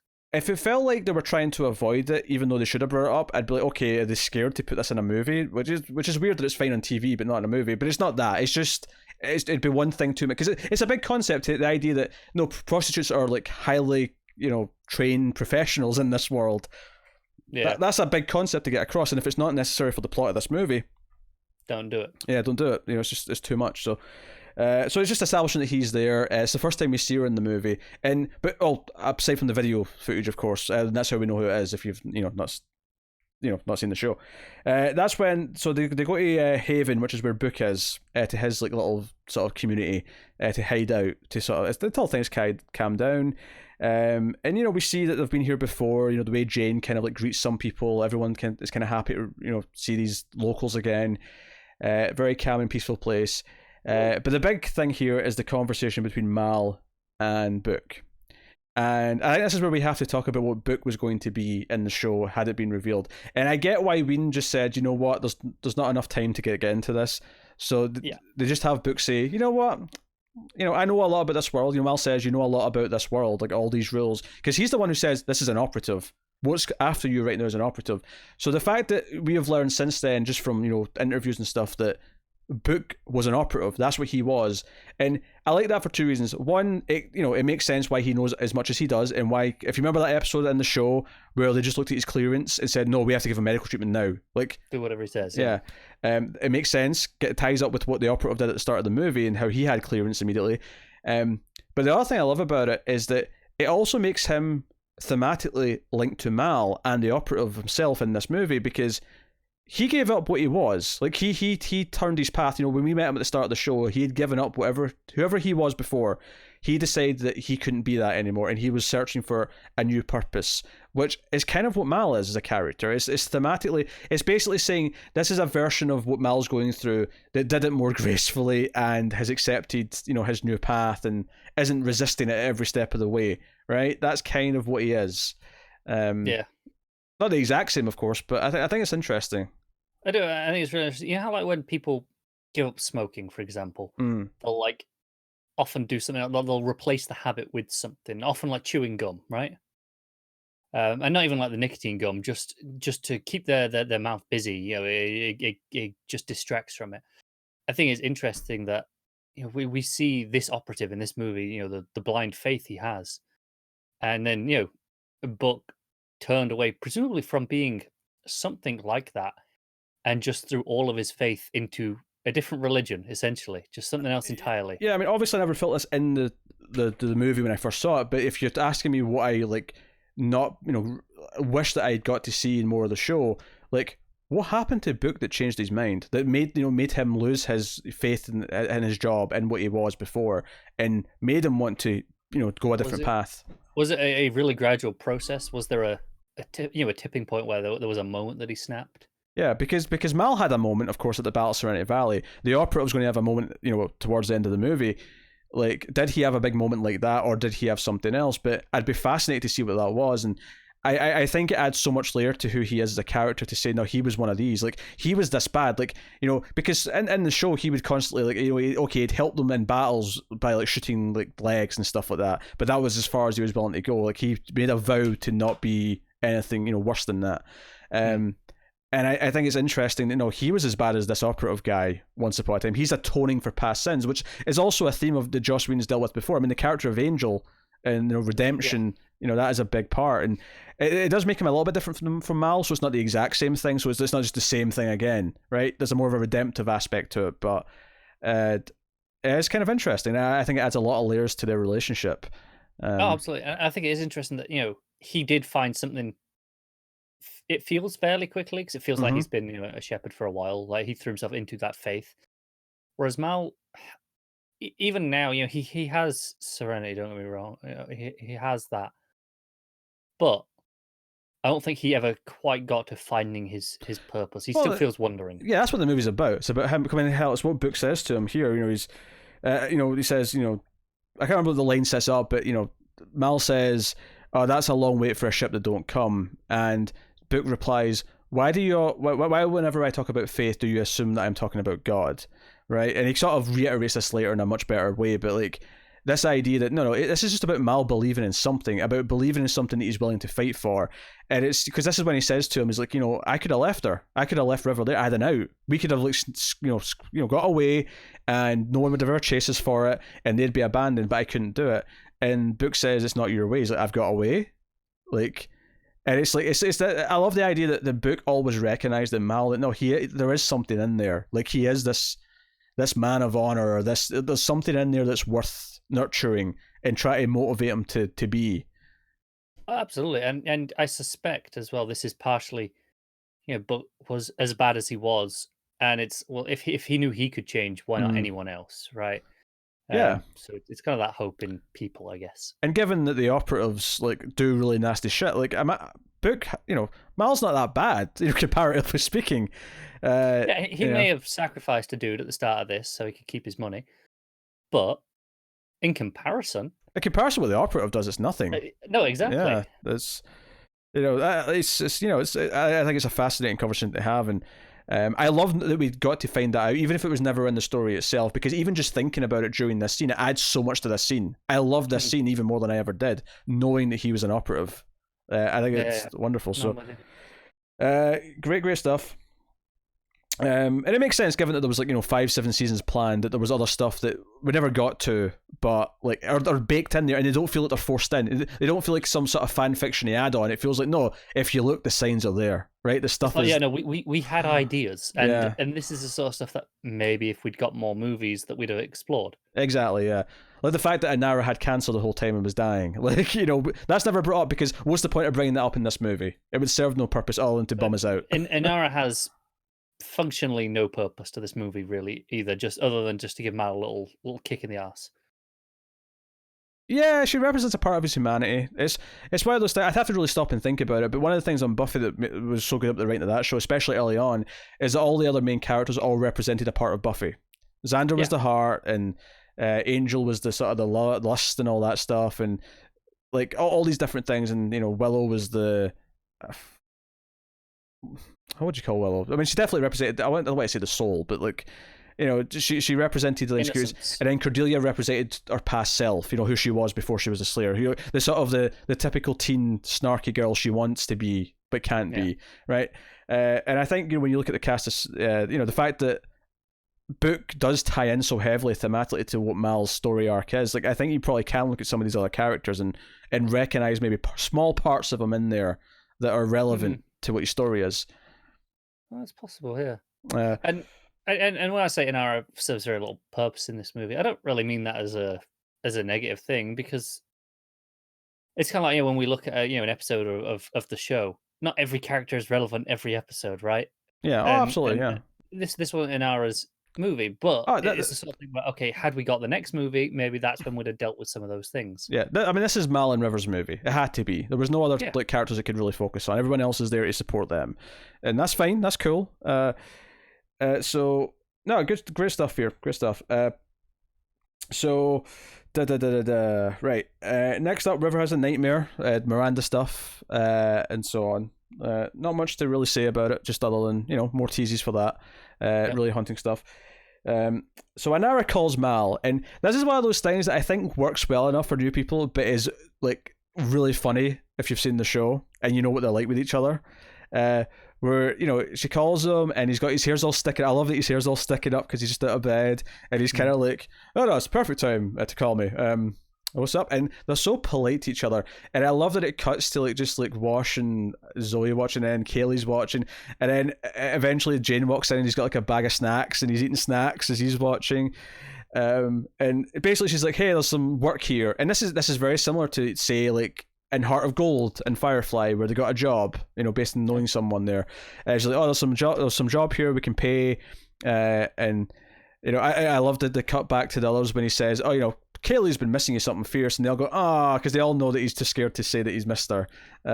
It's good stuff. It sets up what the relationship, the will they won't they of it is. It gives you the fun aspect of it. But the payoff, though, is afterwards when he walks in, and everyone except Kaylee, like Kaylee's just sort of like Mal, you doofish, things could work out between you two crazy kids. But immediately, like Zoe's like, oh, it's a trap there, and he's like, yeah, it's a trap. He's like, well, maybe we shouldn't go in there. Maybe and then they start talking about what they should do, and eventually they come to, you know, Mal says, no, we know it's going to be a trap, so we can go. And we have to go and find out what's going on and see if an hour's okay, blah blah. And then Kaylee's like, but guys, like, did I miss something? Like, why couldn't she just want to see you? And he just looks like, goes, so y'all were watching? And she's like, yeah. Did we fight? No. Trap. And then just that's where it cuts. I love it. Yeah. I love it. It's one that just pays off so much if you know them, because they did always fight. It's actually like the scene in the phone call is so like civil, atypical. Yeah, it's so civil, and I'm like, this doesn't feel like Mal and Inara. And then afterwards you're like, oh, this is why. It all makes sense. And well, to be fair, it doesn't feel weird in this. Even the first time it didn't feel weird, because we know that the operative's already there. We know that she's under duress. Yeah, so we know why she's being civil. Yeah. But it's the fact that you know, Mal picks up on it pretty quickly and goes along with it. Good stuff. And then, so Mal's going on his own in the shuttle, and I love that they have the shuttles involved in some way as well, just to sort of use those from the show. But he says, you know, if something happens, if I'm not back in 10 minutes, you come and you rescue me. You know, it's a little play in the classic, you know, line. And so he's like, what? And risk my ship? Because she's the second in command. They'll be her ship. Yeah. Good stuff. So he gets in there, he's all dressed up, and I didn't think you'd actually come, you idiot. You know, because this is what's beautiful about this, is that we just heard that they knew something was up because they didn't fight, and the second that he's there in person with no one watching, she's like, you idiot! I didn't think you'd actually come. They can't help it, can they? Oh, it just, they immediately are exactly who they're supposed to be. It's great. I thought you might need rescuing. It's like, well, it was a trap. It's like, well, yeah, but still rescue. Yeah, and it's obviously not long before the operative walks in, and we get our first meeting of our main hero and our main villain, bit of a standoff. Obviously, he's very pragmatic, as we said, and I love the moment where he says, "You can't make me hangry," and Ira just goes, "Oh, try spending an hour with him." It's just one of those little sharp digs that just make it so good. But this is the scene, of course, where he's trying to say, "Okay, River means a lot to the Alliance. I don't have to harm your ship or your people. You're free to go. Just hand them over." And I'm here to talk about this civilly. I am not armed. I'm here to talk. And Mal just goes, "Oh, good," and just shoots him. And this is where I was talking about Mal shooting first. I don't know if this is an intentional dig at the re-edits of Star Wars, but it's hard to ignore it. It's hard not to chuckle at it and think. I get where you're coming from. I don't think it's intentional dig. I think it's more just you're just playing true to Mal. Yeah. Okay. As he's been written, because he's consistently been written as, like say, Han Solo, but with that edge where he will shoot first. Before that change, before maybe he can be okay. Yeah. And I think this is just a continuation of being true to that. I mean, sure, it plays as a dig if you want to read it that way, but I don't think that was the core intention. Yeah, although I did remember this from the comments as well. Joss Whedon did say that it's been pointed out to him that the big line that Mal has at the end of the pilot Serenity, where he says, if I ever shoot you, you'll be facing me and you'll be armed. And there's 3 times in this movie where he shoots someone that's either not armed or not facing him. Mal's full of bluster and he lies. What do you want me to tell you? Yeah, he's still a scoundrel. Let's not. He's less honourable than he wants to be. Yeah. Well, I mean, they're all kind of justifiable, and they're always like people that you don't mind that he's shooting at. No, but yeah. I think he thinks he's a real man of honor, and he'll play by the rules no matter what. As soon as he gets into the moment, he'll do whatever he has to do. Yeah, but of course the operative's like, but I am wearing body armor. I'm not an idiot. And then the operative proceeds to beat the everlasting piss out of Mal. To set up that the villain is stronger than their hero is. It's only because Anara set up a trap with some flashbangs and her incense. That they were able to get away, so they do, and they rush off, and they actually pull a little trick here that we've seen them do in the show, where because actually the scene even opens with he's like, "Hey, I've got your ship. We're tracking this particular transponder," and Mal pulls out like a little bit of tech. He's like, "What, you mean this?" And throws at him. He's like, "Oh, very good." And when they're leaving, he's like, "Okay, don't track this because they don't have that. Track this other thing." And he's like, "Okay, we found 7 of them," and we see all these like barrels or whatever. It was a barrel in Firefly. It may not be barrels in this, but they send out little like dummy signals so they don't know who they are. Smart. It's good stuff. But yeah, so Anara's with them, and she's like, "No, this guy's serious. He's the big bad." Yada yada. And things get kind of dark at this point. They're kind of dark, but so there's actually, but before we get to the really dark part, there's an argument here. Jane's not an important character in this movie in the sense that he's not got like an arc. I mean, he's got a little bit of an arc, but he's 90. Well, no, he's 80% comic relief, 20% action. Yeah, but the action does serve a purpose because, like we said earlier, like showing him be scared of the Reavers is a good plot device because it sets up how bad the Reavers are. And there's a couple of things like that later on with him where because he agrees with something or because he feels a certain way about something, it informs how we feel about it because it tells us like, okay, the big scary guy or the big tough guy's scared of this or whatever, right? He's used like that quite a lot in this. He was just like a lot in the show as well, to be fair. But one of my favorite jokes from Jane, again, he's got a lot of good ones in this, is when they're arguing about why River and that are on the ship, because after they hear about this from Anara, and they're all sitting about in that the little like couch area outside the med bay, and like Jane's getting really angry with everyone, and he's really pissed that they're still on the ship. And Mal yells out, "You want to run this ship?" And Jane just shouts out, "Yeah!" And there's an awkward pause. He's like, "Well, you can." I love that exchange. But then he brings up the war, and this is much better than the guy at the start who's like, "Oh, the browncoats, fought in the war." I mean, it's hard not to be. Yeah, but okay. It's not just better than that. It's great. It's a great exposition moment of like what this war was and what the war means to Mal, because he's like, "Hey, how many people died in your platoon, Mal, during the war?" And And again, it kind of gives you that bond between Zoe and Mal, because Zoe's the one that says you have to walk out of this room right now. So it's a really good, well done moment, and it really, Mal's demeanor changes the second he brings this up. Like, this is a no-no of a subject. And they bring up Battle of Serenity Valley. So if you didn't see it on the screen earlier, Jane does bring it up, and he does it in like a sort of like mocking way, so it doesn't feel forced. It feels like he's really trying to rub it in. Yeah, he's annoyed, right? He's pretty angry, and he is throwing stuff back in his face, and it's stuff that works because for us it's these cuts and references and digs, and it has weight to it, because when you're angry you tend to bring up things that matter. But one of the great things here about the end of this is Mal does have a great line where he says, "If I start fighting a war, I guarantee you'll see something new." Because one of them, maybe it's Jamie, it's with the other ones, but they sort of imply that they've seen everything, what it means when you do this and that. It's like, if I start fighting a war, I guarantee you'll see something new. And I think what's great about that is that we do get to see that. It's a foreshadowing of Act 3, right? It's because he's going to make a pretty big decision soon, and it's going to like really be a big dark thing. Well, that's the thing, really. Only Zoe has seen him in a war, and that's why Zoe has a completely different dynamic with him to anyone else, because I think she knows what he is actually capable of in that scenario. Yeah, it's actually as he's walking out of the room, where, because Simon's there, because he was part of this argument too, where Simon's like, "Oh, if we have to get off this ship," and Wash says, "Look, no one's saying that they want you off this ship." Okay, no one besides Jen is saying that. Yeah. Just a little joke in the background. But Inara follows him out and tries to talk to him. And what's actually great about this scene kind of like is Mal for the first time really acknowledging he has feelings for Inara, because he says, "You fog things up, and you always do." Because she says something like, "Sorry if me being here is hard for this, or you should distracting or something." Yeah, distracting, or you should be like helping. And he's like, "No, you fog things up, you always do." And I think the reason why she does fog things up, it's not just that he's got feelings for her and that's just a natural distraction. I think it's because he's kind of like a reminder of his moral compass, right?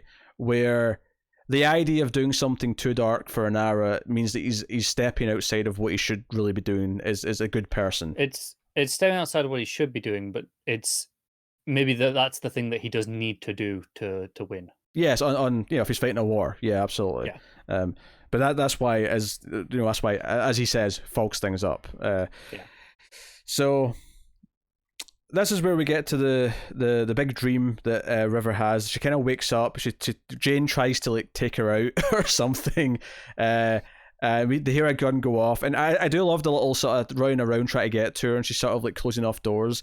I'll call it the Halloween H2O moment, where she looks through the window when Simon's looking through the window into the kitchen, and she just kind of pops out at him. There's this little scare, and they go to the bridge, and there's a great moment as well where like Mal's sneaking up behind her. She's like looking on the computer for something, and she doesn't even look around at him. She just puts her hand up with a gun and just points at him. It's pretty cool. But basically, she just wanted to look for Miranda, right? Which they're all on the bridge, and they're looking at it, and they're like, "Hey, she's looking for this. It's a planet." And I do love, there's a line here from, I think it's Kaylee, who says, "I've never heard, how's it there's a planet that exists, a whole planet that we've not heard about?" Because I think that's really important for us, because as the audience, even as someone who's watched Firefly, we don't know the name of all the planets. We don't know that this is like, so this clearly establishes to the audience that all the known planets that everyone inhabits are known to everyone, right? At least for the most part, right? There's a finite amount of them. Like, yeah. Okay, it's not that they're all planets; it's inhabited planets. I think you kind of hit on that there, and it's okay. There's enough of them that we can always visit new ones on the show. Yeah, we've seen a handful. It always feels like we're going to new places, but it makes it more like countries. Like, okay, yeah, I couldn't list every country right now, but if you say the name of pretty much any country, I'd be like, "Yep, heard of that one." Yeah, but the key thing there that makes this really work is that she says that none of us have known about. So she doesn't even say that she doesn't know. It's like, no, that out of like 8 of us, none of us have heard of this place. Like, that's a bit far-fetched. So yeah, it really establishes like that it's weird that there's a planet of some kind that is in the known galaxy that is something's happened on that they don't know about. Which obviously is relevant because it's been covered up and no one knows. But right. But of course, immediately it's like, okay, can we go there and check this out? Can we look at any of this? Actually, I wanted there's a moment here actually, just even before we talk about the Miranda stuff, that when Mal's talking to her on her own, and he says, I could have left you behind, and I want to believe in you. Are you anything but a weapon? I love this idea that he's really trying to like look for that humanity. Like he's begging to give him a reason to just go along with it. Yeah. So we find out Miranda's a secret planet, and as soon as the question going there, immediately Zoe and Wash, who maybe know the space sector a little bit better than the rest of them do, are like, no, that's a bad idea. We can't do that. And they clearly say, why? All of this in here, this territory, that's Reaver territory. We can't go to that planet. That is a suicide run. That's off limits. So, but they're on their way back to Haven at this point, and it's when they get to Haven that it's been attacked by the Alliance. The operative has sent an attack ship to just completely kill this place. And they land. It's very morbid. There's children lying around dead. They find Book, who did actually manage to shoot down this ship with like one cannon. Because he was a badass operative. Because he's a badass operative, and he has this line as he's dying. He's like, "Oh, that wasn't very Christian of me," because he kind of feels bad for it, but he acted out in this moment because of what this guy did, or what he was. I mean, presumably what he was trying to do when he was taking the shot. I imagine that Book was, sort of firing at him as he was still firing upon the town. Reasonable assumption. Yeah. This is one of these scenes where I love the dialogue, because it's one of those things. I remember one of the reviews that came out from this at the time in 2005. Was generally quite positive, but said, "Oh, it does have one cliched scene where someone has like dying words." And the more I watch this movie, the more I hate that complaint, because I think even though it is kind of okay, yes, it's the dying words as someone's they say something important as they're dying. Yeah. But everything he says here, I love. I can't I don't care what you believe in, just believe it, is an important line. And even today, even watching it now for the however many times I've seen this, I tear up. There's a moment here that I always tear up at. It's when he says, almost angry Book as he's dying says, "I'm not a part of your crew," and Mal just, as he's grabbing his hand, says, "Yeah, you are." And it's just because we know what that means to Mal. We know what it means to Mal to say you're part of his crew. I always find it a little bit of a weird one, and I hate to ruin this perfect moment that you've got. Yeah. But for me, it always feels a little bit hollow, because especially in this movie where he kind of claims he didn't really consider Simon part of the crew. And I would say Simon was always much more part of the crew than Book. Book was never part of the crew. He kind of just tagged along for the ride. Oh, you're looking at this in a weird way. Hold on. Right. The thing here is that he's saying that to Simon, but it doesn't necessarily mean that it's true that he's not part of the crew, right? He's making kind of a threat because Simon's speaking out at him. I get that. And the idea here with Book is that, yeah, he never really was part of the crew. Like, I get the impression this is the first time Mel's ever said this to him, right? Mm. That he's making a point of saying it here because Book feels like he's separate, and Mel's saying, "No, you're not. You were part of my crew. Don't be silly, old man. Like, you do matter to me. You matter to the people on that ship. You're part of this family." So it's not saying that, "Oh, you're more part of the crew than Simon was," or whatever, like, or you weren't like a functional, like. I think that's looking at it too. I don't know. I think it just bothers me more because of the bit with Simon earlier, to be honest. I think without that, I would have been kind of okay with it. I think it always just rankles me, though.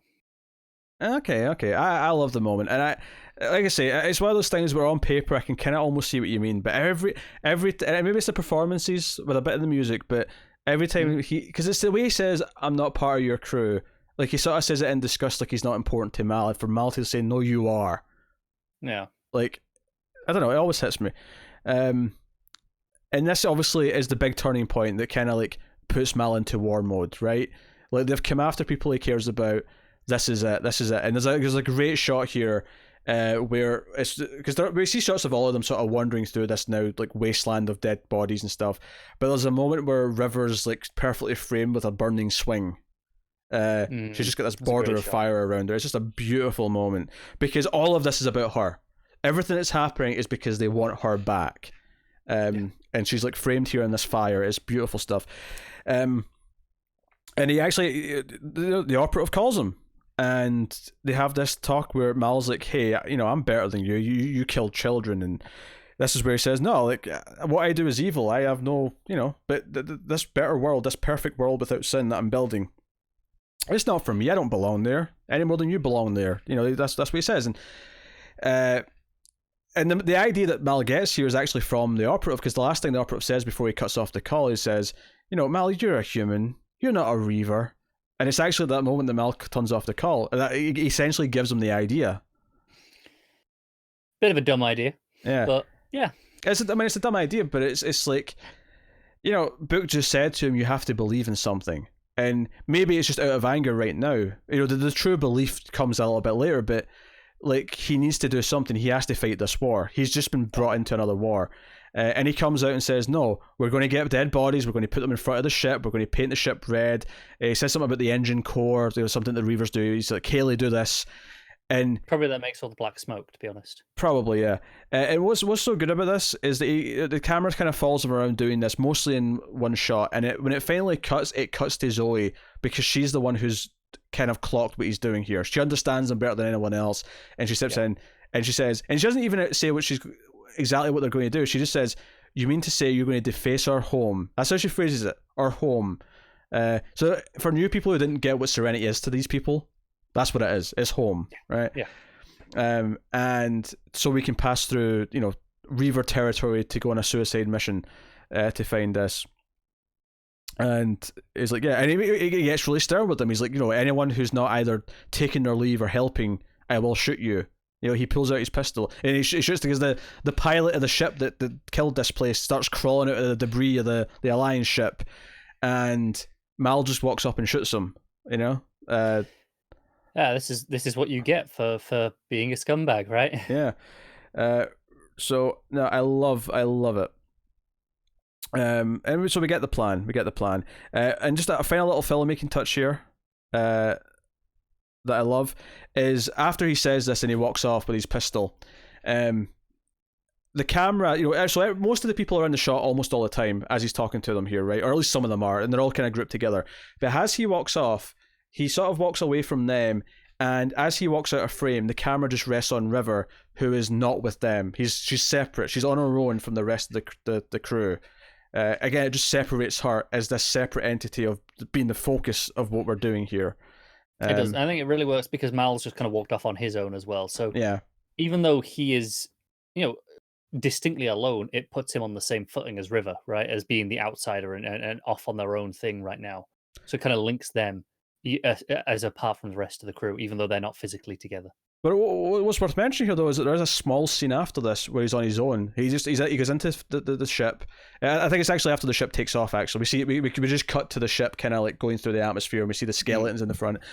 But after this happens, Mal just kind of walks off into like a little side room of the main deck, and he just kind of like sighs and puts his head against the wall, and it's like, no, he isn't just this. Like, this is taking effort to be this version of himself. It's not this easy task. It's kind of like the adrenaline come down, right? Yeah. Like in the immediate aftermath of everything that had happened, it was just right, go, and he knew exactly what he needed to do. But now that it's done and right, okay, we're en route now, and the first part of that mission is accomplished. It's the first chance to breathe. And the weight actually kind of hits him. And it's also now I think there's the time to doubt. It's like, am I being crazy? Is this the right thing to do? And I think it comes back again to the idea of just believing that whatever the Alliance have done, that they're trying to like cover up. Like, maybe this is important, and maybe he's not willing to admit that he still cares about that because he lost the war, because all that went away. But I think deep down that inkling in his body's still there.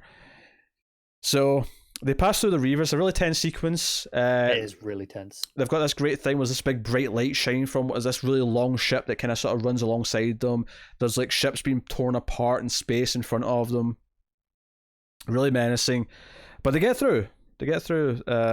Sure enough, and they land on this planet. And this is supposed to be an abandoned planet that has nothing on it, but there's like cities. Like, they land in a city and they mention that they've traveled over other cities. They come out with the spacesuits on. This is where I mentioned we see the spacesuits from the show, and they say, hey, like, the air's fine. Like, and they take their helmets off, and so they end up just walking around in their normal clothes. And they're going through the city, and like bit by bit we see like people like just who have died, like skeletons. But it's not like the vehicle around crashed; they just stopped. And then eventually, you know, like there's a lot of moments here with River where it'll flash to like her seeing like things from like before it went bad, and like there's a great moment where I think it's Kaylee up against the window, and like Simon sees something behind her. He's like, "Hey, Kaylee, don't turn around," but she does, and it's like just people in this office building or whatever it is, just all lying around and dead. And it's not like they were shot and like there was an attack. It's like just lay down. They all just went to sleep and just didn't wake up. Is like how it's described, and it's kind of weird and surreal. And it's like, what's going on here? And like, you know, it's and kind of horrifying in a way of why would they do this? And it's that core mystery of they're clearly all dead. Something's gone wrong. It's not like you don't feel like it's a plague because you know they're just it's peaceful. Yeah, actually, one of the things I want to mention as well, just in the scene where Mal was sort of telling everyone the plan and getting really angry, it happens several times in the movie, but I think it was noticeable in that scene, is there's a shot looking down at him. It's like a high-angle shot looking down. I'm mentioning that because it's important for something that comes later, but there's actually a shot looking down at River. It's not the same framing, though. It's just a wider shot looking down at River. And the reason why that shot's at that angle is because they decided to need this shot like way after they finish shooting, so they're actually in like the car park of the studio, just doing this one shot, looking down at her. Hide as much of the surrounding as you can. Yeah, because it's just ground. Yeah. So, just all you have to do is color time it a little bit, and there you go, matches the rest of it. Get away with that nicely. Yeah. So, but no, it's good stuff. And you know, River, this camera's spinning around her at one point, and she says, "I can hear them all. They're saying nothing." Like, and that's a great line. It is, yeah. They're saying nothing, and that's what's so scary. And you know, Jane kind of says something, like he's getting like angry, and like Mal or Zoe like go in to like tell him to like shut up and like stop being argumentative. And this is what I was talking about earlier, where they use Jane as a great plot device, where he says, "No, I agree with her. She's right. Something bad happened here." So this is like he's agreeing with it. He's agreeing with River, the girl he kind of tried to maybe like kill earlier, like out of fear. Like he's agreeing with her. The fact that they're united on this tells you something bad happened here. That they're both in agreement. Yeah, absolutely. Because if it's just one of them, well, it's still bad. Like, I think you could get away with it being just River, because we know she has that intuition. Jane, I think, doesn't sell it as well on his own, because he can overreact. I think it's the fact that Jane's almost sticking up for River in this scene. Almost. Yeah. You know, it's not quite that, but it's almost that, where he's like, "No, she's right. We have to like take this seriously." And the tone here is great, and it's at this point where like watch, let's get to the beacon, because there's like a beacon coming from the planet, which that's why they went to this specific city. And they go into this building and they get to this little area. And you know what's funny actually is that Sarah Paulson plays the doctor who's on this hologram recording. And that's an actor who I just started noticing popping up in movies like 2 years ago, and she always looked familiar. And I didn't know why. And then you watch this again, you're like, oh. And this was a long time ago, comparatively speaking, because you know, like most people know her from American Horror Story. I never really watched any of that, so I didn't. You know. Yeah, me either. But you know, she was in like Bird Box, and then she was in like another horror movie like right after that. And then you know, I started seeing her pop up a lot more, like just really quickly. But you know, she's got this really small role in Serenity. But it's this recording, and this woman explains that they like everyone here just laid down and died, and they think it's what they did to them. They put a Pax into the atmosphere, processors into the terraforming stuff. Basically, it was designed to make people more docile and less aggressive, and basically make everyone nice and peaceful. And dare I say, now she doesn't say this, but I'm just going to add on here, from the perspective of the higher ups, more, you know, easily controllable, perhaps. You might manageable. You'd maybe throw into that. And she explains that it would work too well. They stopped doing everything. You know, eventually they stopped, you know, going to work. They stopped. Didn't care. Yeah, they just laid down and died. But she's kind of scared, and you hear like a noise off to the side, like someone's just trying to break into the room. And then she says, but like I think it was like 0.3% or 1.3% of the population, or something low like that, had the opposite reaction to the Pax, where their aggression spiked. And I remember seeing this for the first time in theaters, and as soon as she said the opposite reaction, I went, "Oh God, I get this. Like I get it. I get what the secret is." You get that singing feeling of immediately you know where this is going. Yeah, and of course it has to, because what else is the movie going to end with? If you know, like. And we get to this idea that they created Reavers by accident, but they created them, and it's their dirty little secret that they're hiding, and that's why Miranda's never spoken about, and it's why they're desperate to get River back. And eventually they cut it off because they're just like they're all too disturbed to keep watching it. And River has a moment where she throws up and kind of turns around and says, "I'm okay." And it's kind of it's the music just tells you enough that it's like no, this is her saying that she's not as lost now in her head. She's kind of managed to process the thoughts because now she understands it better because she knows exactly what all these memories are. It's not fragmented horror. It's there's a narrative to it now, and once there's a narrative, you can compartmentalize and at least understand it. So Mal's, we see it's like a shot of Mal outside just in front of this building, and then we hear his speech begin, and it's when they're in the dining area of the ship. And the lights like right above and behind them, so we've got this like these light shafts sort of poking past his shoulders and all that, very cinematic. And he makes this speech about how they tried to make people better, and how this is what they feared she knew, and they were right to fear because everyone's going to know this. We have to tell everyone this, and this is the true point of the movie where he gets something to believe in, where if nothing else, I thoroughly believe what they did was wrong. And someone has to speak for these dead people because no one knows why they died or they're even dead or they even existed even, potentially. And someone has to speak for them, and it's something for him to fight for again. And this is kind of what I spoke about earlier again with Jane and River. It happens again here where, and I think I remember this from the commentary actually, where you've seen this in other movies, you've seen this in other Joss Whedon shows even. There's even a scene in Guardians of the Galaxy that does this, where you have the one by one, they all agree to the big dangerous mission, right? Sure. And he decided not to use it, but what he does is the kind of the shortcut version where he has Jane say the line, Shepherd Book always said if you can't do something smart, then do something right, which is a good line in and of itself. But then he passes his booze to Simon, who is the direct polar opposite. Now, admittedly, the movie itself doesn't necessarily set up that they have kind of like not a rivalry, but like, the show had them at opposite ends much more clearly, right? Yeah.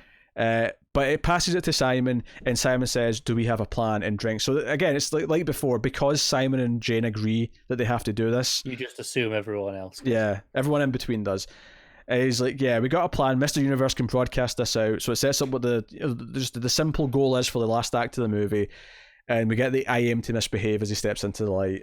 Beautiful stuff, and also they ain't ever going to see this coming, and obviously we've cut back to the operative occasionally, sort of keeping track of things. And he's just kind of doing his job, getting on with it. It's around this part of the movie where we see them. They get to Mr. Universe first, and Mr. Universe is under duress again, under video call, and gets killed. And it feels kind of vicious because it feels like operative made a deal with him. Yeah, it's the first time where the operative feels like he's done something just for the sake of it. Like everything else he's done has had a purpose, right? I'm going to go and say it's because they have to cover it up. No one can know they've done this. Yeah, it could be. I think that may be what it is. It may not be his personal choice. It may just be that's part of the order. Is that? Yeah. No one can know. Everything before this, it's really clear to see what the purpose of everything he's done was, right? Yeah, as horrific as a lot of the actions are, you always understand exactly what this is accomplishing in his mission. It's not just violence for the sake of it. Yeah, in fact, one of my favourite lines from Mal's speech, actually, that I glossed over that I really want to mention is he says, "I'm asking more of you than I have before, maybe all." I love that for two reasons. One, the previous plan he did not ask them to do it. He didn't ask for volunteers. He told them to do it or get off his ship or be shot, right? This time, first of all, it's the contrast between the two, right? He sees them more as equal and not as an angry, just sort of dictator. But more than that, he's inspiring them as a leader, as a soldier, as the leader of a not platoon, but he's trying to inspire his crew, and he's saying that this is something I believe in and something that we have to care about. So you need to make this choice as well. You need to believe in it too, because this is the only way this works. Yeah, I think it's a difference where before it was a moment born out of anger and rage and just a reaction. Whereas this, well, of course, there's anger and at the whole idea of what happened. It was a conscious choice to do something about it here, rather than just a revenge almost. Yeah, absolutely. This is about doing the right thing. This is not about revenge. Yeah.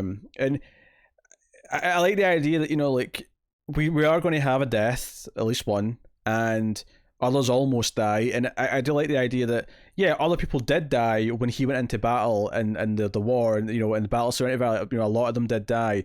But they did go in as a unit and believing in what they were doing, and he helped inspire them to do that. And that he has to become that again to an extent here with these people, where this misfit family. Because one of the things that I think works about this so much is that the Alliance kind of represent this unity. Not quite the fascist like dictatorship. The Alliance to me is more kind of like, I guess, more like modern day kind of like the 1% kind of in control. It's kind of an extension of that, in some way. But they're all kind of uniform. Everything has to be like them. Everything has to be. Do you know what? I would love to know more about them, because we know there's a parliament, which implies opposing sides, that they're not all uniform, right? And even the name Alliance implies, okay, these are different factions that are working together for a greater purpose as they see it. Well, I wonder if that was just American China, because we know that that's the two surviving cultures. I wonder if that's what the Alliance itself is. It could be, yeah. It could be as simple as that. But yeah, just the idea that there must be rival parties and factions within this, if there is even a parliament. Otherwise, why bother, right? Yeah, no, I get what you're saying. It's one of those things where I'm sure the show would have delved into that more over time. Oh yeah, and again, I'm not blaming this. I'm not going, oh, it should have been doing this. It's something that I wish I could have got, because that's something that just interests me. Yeah, but so like I said, I love that line where it's like, I'm asking you, I'm not ordering you, because you have to believe in this. And I think one of the great things about the crew on the ship is that they are this bunch of misfits. They're all completely different people who are come together on a common goal, and it's kind of like celebrating that. No, to have like a way forward, it can't be this idea of a uniform future where everyone's the same as each other. It has to be this more diverse, diverse in character, diverse in background, all these different things. So there's a really great message there in that sense. So, but yeah, so we have this. So this planet that Mr. Universe is on has this like it's introduced that on the first time we see him, but it's like a force field, a cloud of like electrical signals because of all the tech that's on the planet that's beaming all these stuff into space. And the Alliance with the Operative are waiting. There's this fleet of ships. They're all waiting inside this cloud, which is really that this cloud only exists so we can have the big reveal in a minute. Not to us, because we actually know what's about to happen as it's happening. We kind of get the sense, what they're doing. I think it's the visual spectacle of it, right? More than anything. Because what they do is, on their way out of the Reaver space, they take a shot at a Reaver ship and just bolt it. Come chase us, bitch. Yeah, and we have the Operative being kind of cocky because he says, "What, the bastard's not even changing course," because Serenity comes through the cloud first, and then just a couple of seconds later, it's just this fleet of Reavers, and it's the two armies like facing off, and just little Serenity in the middle, which leads us, of course, to "I'm a leaf in the wind, watch how I soar," as Wash pilots his way, weaving his way through all the carnage and destruction, and getting down to the planet. And the sides of the ship get cut off at one point, and it's spinning around and spiraling out of control. And if there's much of an arc for Jane, it's that during all this chaos, he's actually the one checking to make sure everyone else is strapped in. He's checking to make sure that River's strapped in, that Kaylee's strapped in. He's not just strapped himself in first, which is what you would usually expect from him. So it's not like a huge thing, but it's just enough to show that now even he's worth surviving. Even he's worth making out of this. And I think the ending of Serenity, this last whole chunk of it, is just so well done, where like you almost get to a point, because they make a big character death here. Wash gets impaled after saying "I'm a leaf in the wind" again, and it's this really dark moment where the tone just shifts. But that moment makes you convinced that, man, how many are they going to kill off? No one's safe anymore. Yeah, and there's a lot of moments after this where it feels like people might be dying. Like you really feel it, and they all run because the Reavers are coming down, and they're going to come through. They get this little hallway and this little room before the elevator where they're going to make a last stand, and it's like, okay, you hold till Mal gets back. Mal's going to broadcast the thing. Everyone else is going to stay here and try and hold them off. And we get, we see an hour's got like this weird crossbow thing, and like even Kaylee's got a gun, and it's like, and there's actually some really funny lines here. There's a moment where obviously Zoe, her husband's just died, and like I said, the moment that hits me the hardest is when Kaylee realizes that Wash isn't there. It's like, oh god, Wash, where's Wash? And Zoe just says he's not coming. and it hits Kaylee, and it's like, oh, like it's almost. It's worse because it hits her more than it visibly hit Zoe. Obviously, Zoe is, I'm sure, devastated. Oh, she's in soldier mode. She's That's it. She just shut back into that training. She's gone back into it and just I'll worry about this later. But it does take a minute because when he first gets hit, she's like baby, and she's like she's not even thinking about anything else, and she almost gets impaled herself. And Mal again, almost as if he's going into soldier mode first to like snap her out of it. It's like, no, we have to go now. He dives for her, and like, no, we have to go. There's no point in you dying too. But there's a great moment here where they're all prepping, and if I even just at that moment with Kaylee as well, I love that everyone goes silent for a second. You know, it's like because that's when it's an awkward silence as well, isn't it? Because that's when Anara and Simon like hear for the first time as well. It's not like, you know, because up until this point, Mal's the only one who really knows what's happened so far, and like everyone else just kind of hears it there. But there's a funny moment where Jane's talking about the tactics, and so if we want to make it out of this, we have to do this. And as Zoe's loading her gun, really pessimistic after what's just happened to her husband, goes, "Do you really think Ev is going to make it out of this?" And the camera looks over at the others who are not typical fighters, right? These are all people who don't typically fight, you know. And it goes over to Jane, and he goes, "Well, I might." Great line. Also, funny little beat here, just in case you have to root for Kaylee and Simon still, where Simon admits, "Hey, like, my one regret in all this is that I was so focused on River, I never got to like think about, you know, having something for myself, never being with you." And she's like sex? It's like, well, yeah, that's what I mean. And she's like, "Hell with this," cocks the gun. "I'm going to live." Yeah, just funny little beats. No, it's a funny. I actually think like there was a couple of ones I would have just removed from the movie in general. The Simon and Kaylee stuff at all.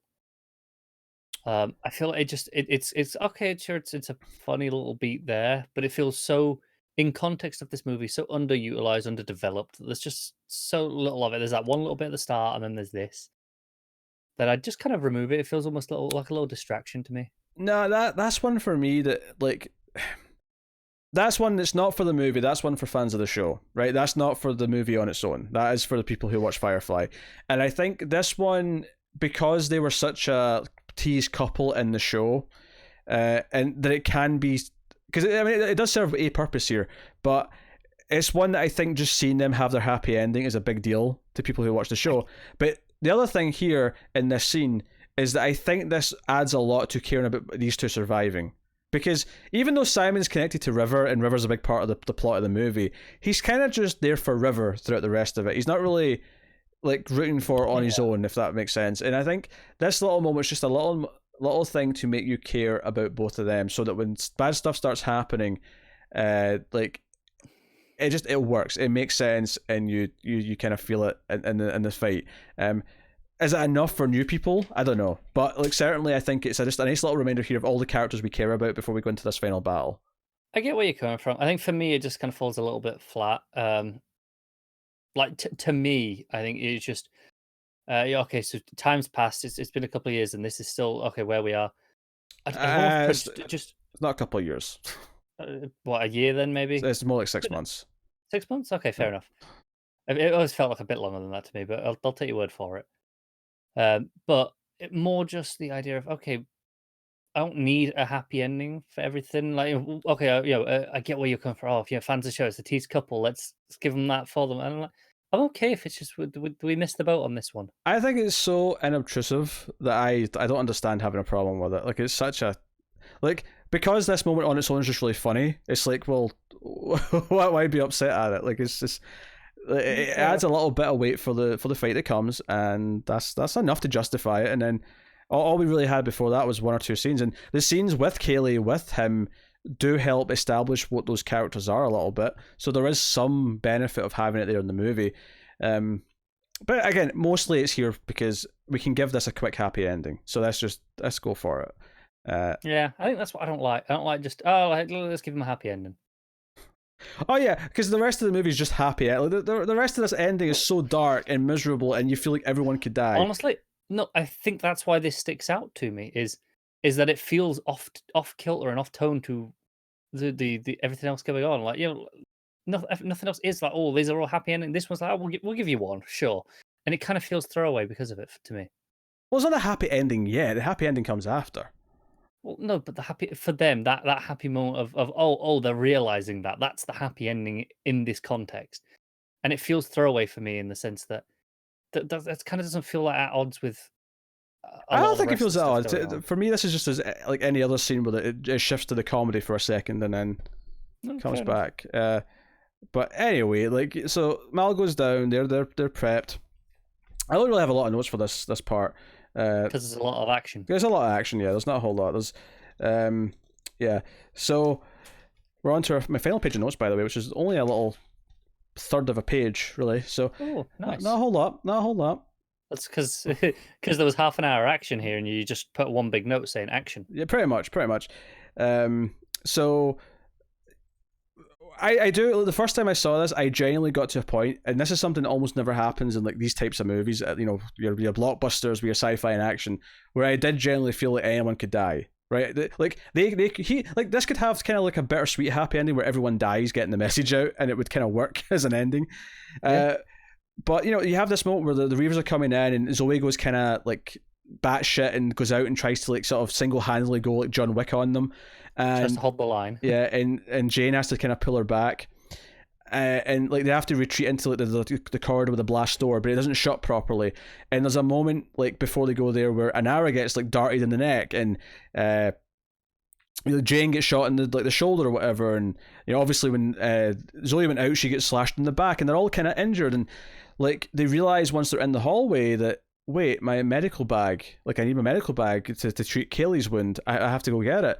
And he stands up, and the blast door's not shut properly, and it's like there's 4 doors, right? So there's 2 going horizontal, 2 going vertical, and I did that the wrong way around, but you know what I mean, right? So there's like a square in the middle because it's not shut all the way, right? Where both have only came so far, so there's like a square in the middle, and Simon stands up and he gets shot in the stomach, and it's like that could be a kill shot. That could easily be something that kills him. And it hits so hard at that moment. And I remember showing this to a friend for the first time. I made a friend watch Firefly, of course. And I said, right, we'll do Serenity together.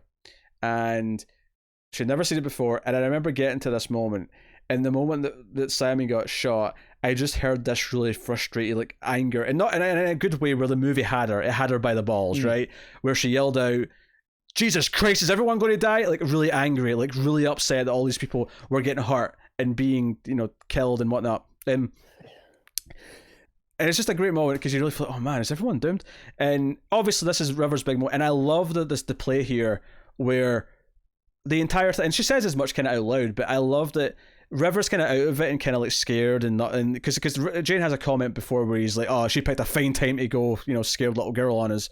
But like, she has a moment here where she kind of snaps out of it, and it's finally when Simon's needing taken care of, because Simon's whole thing from the start of the show to now in the movie is he needs to take care of River, and that's kind of consumed his life. And that's where maybe I think the little moment with Kaylee is maybe kind of important because it really establishes that for anyone who doesn't know that. And she says to him, you have taken care of me, stop making your noises and faces, right? You don't like it, fine, but I'm saying this is why it works. And she stands up and says, look, you've taken care of me, it's my turn. And it's this idea that he's been this brother to her the entire time, and it's time for her to use her enhanced skills to actually take care of him. And she jumps through the hole, throws the med bag back in, and because they established that they can shut the door from the other side. There's a button. They can just hit the button and it'll shut it. So, but you have to do it from the other side, which is, you know, not advisable. Not easy. Yeah. Given that there's Reavers like, you know, piling into the room. And this, obviously, well, I'll just do this as one bit, because the big money shot here, or not the money shot comes later, but eventually it cut, you know, as we're cutting between this and the Mal and operative fight, it cuts back to her, and it's kind of the promise of like what they teased in the show and even implied earlier in the movie, is that she is this enhanced, you know, like combatant, terrifyingly graceful fighter. Yeah, she's like a dance to her, but she's like sort of like spinning around, and she's got like an axe in her hand, and she's just beating the shit out of all these Reavers. You know, we've been told these Reavers, if they get, you know, like we see how scared they are. Like it takes like 5 of them will shoot at one, like, you know, multiple rounds to make sure they kill it, because it's that dangerous having one Reaver. But she's in a room surrounded by dozens, and she's taking them all on like she's Neo in the Matrix, you know, but more graceful. More graceful. Yeah, and to be fair, Neo's pretty graceful in that movie, so that is quite a statement. Well, yeah, but there's a lot of Addy CG. Where she's actually just doing all this, you know, like part of the reason why she was cast is because she can do ballet, and it. Yeah. I'm not disputing the visual of it. I just been Neo's fairly graceful in context of what the sort of fight we're talking But about. it's a here. really empowering moment, and this lines up so well with obviously the themes of Buffy, but the idea that she had her life taken from her. She had her life taken by the establishment and said, "No, you're going to be this for us. You're our tool to be used." And this is her kind of gaining herself, and it's kind of empowering, like on that thematic level, but also on just a physical like rush level of seeing her take on the armies of evil villains that should be unstoppable, but she's powerful enough. Like the idea that her being left unleashed and unshackled can do this. This is the power of unleashing someone who's this special. Because this is a running theme where the idea of someone special is someone who's people are scared of. So they'll try and lock them away, or they'll say they're crazy, or they'll say this or that. So there's a lot of beautiful themes here of just how invigorating it is watching her really come to life and be unleashed and taking on all these baddies. It's great stuff.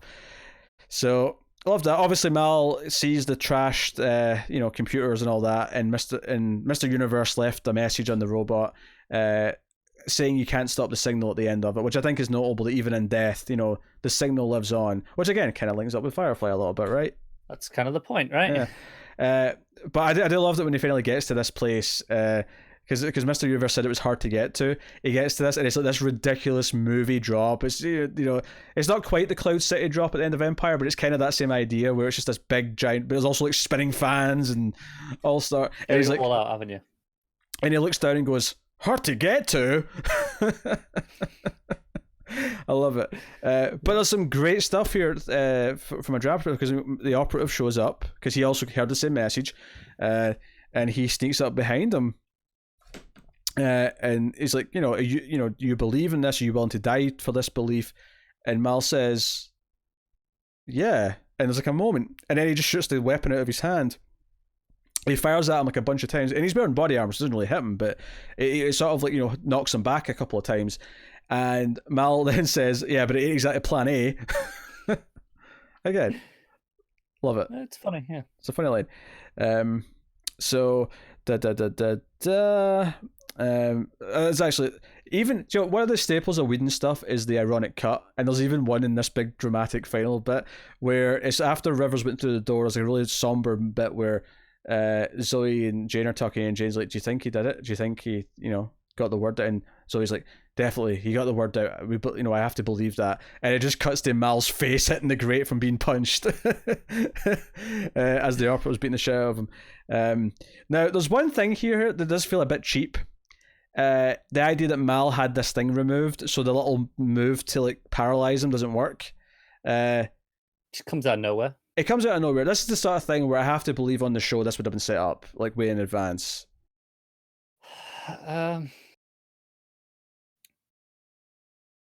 Yeah, I mean, is it something he had removed a long time ago, or was it something he just says removed? I can't remember. I think it was implied during the war or something. I can't remember the exact line. Because I mean, you if it was during the war, we would do more war flashback episodes at some point. So it's like, I think we would have been having them for at least 2 or 3 seasons, probably every so often. Probably 1 or 2 a season for 3 or 4 seasons. I would have thought. And you could see this playing in one of those flashbacks for sure. Yeah, and I could see it not being like super obvious, but when he goes to do it, it would maybe click in your head, be like, "Oh, wait a minute, I remember that episode now," where he had something removed from there. Like, where it was like, at the time it was non-essential, nothing really important, it didn't matter. Yeah, it was just injured, he almost died, but they had to remove a thing, no big deal, but that's how they saved him, right? Yeah, fine. So it's one of these things where it's whatever, but he doesn't fall on the sword. He actually does a punch to the neck, essentially, and then he doesn't kill the operative. He just straps him to the railing so that he has to watch. He says, "I'm going to show you a world without sin. I'm going to grant your wish." And he puts in the holotape. And what I love about this is the moment for the operative. Much like Mal, if you go back to the first episode of Firefly, the opening flashback, where it ends with the moment where the brown coats are giving up, and he stands up and looking at the end of the war, and this is the moment where he's lost everything that he's believed in. This is that moment for the operative. He's watching this footage and hearing what, even though he knew it couldn't have been good, but he was so devout in his faith to them that he never thought about it, never questioned it. and seeing what it actually is, he can no longer be their guy. He can't do it. The horror of it is that bad it breaks him. And of course, he gives the orders for them not to kill the crew, because we get the big money shot, of course, where the doors open, River's standing there with two blades in her hand, and the wall behind her like gets pulled out. It's just beautiful cinematic stuff. Good, yeah. Not really much to add to it. But there's a couple of great moments here. For one of the lines that the operative says to him as they're fighting is, "You're fighting a war you've already lost," and Mal kind of says something like, "Oh, I'm known for it," or something like that. And yeah, that's kind of been Mal the whole time. His attitude throughout the whole show is how much he hates the Alliance, but the war's kind of done. Yeah, but here we are anyway. Yeah. I guess maybe it's like, yeah, like if it's worth fighting for, it's never truly lost, I guess. Is the thing. It plays. It feels true to everything that we've seen before. Yeah. So we get the cut to the funeral, and we see Mr. Universe and Book and Wash and these little hologram tombstones, and Zoe in a dress, and they're all putting their little notes on this little rocket. What I love about this is that I don't know if this is based on anything in particular, but you get enough of it to understand this is just a ritual for dealing with death. This is their funeral. Just this culture, yeah. And it plays off really nice with them all watching. And we get a montage of rebuilding Serenity, putting all the bits back on, and Ara's painting the symbol. We see Kaylee and Simon kissing, and River kind of watching, like she's confused and intrigued by the touching. Still a bit weird, because of course. But the big stuff comes after, right? There's a moment here. Do you know what? There's actually a deleted scene here, and I get why it's been removed, because it's maybe a bit too on the nose, but I kind of wish it was still here, right? It's just an extension of this moment where the operative shows up at the back of the ship, right? And it's raining, and Mal's just grabbing the last of the gear to put on the ship. And the operative, and one of the things here is the final shot of the operative, as he says, there's nothing left to see. When Mal says that if he ever sees him again, he'll kill him. Is that the shot of the operative actually matches the exact same shot that we saw of Mal several times in this movie. The cinema is telling us that he's kind of in a place where Mal was. He's much earlier in the process, obviously, but it's there, yeah. Yeah, but the moment that I wish was still here, actually, kind of, even though I get that it's maybe a little too on the nose, is it doesn't actually end with that line. As he walks away, he looks up and he sees the word Serenity, the logo on the side of the ship. And he looks out in the rain, and at this point he's out in the rain, so he's getting drenched in rain, and he turns to Mal and says, "The Battle of Serenity Valley. You lost everything you were in that fight. Like how did you survive afterward? How did you live afterwards?" And Mal says something to the effect of, "If you're still standing there when the thrusters go off, you'll never find out." Now, I get why that last line's a bit too on the nose, right? Because it's like saying, hey, I went through that too. You have to sort of start from here and just go.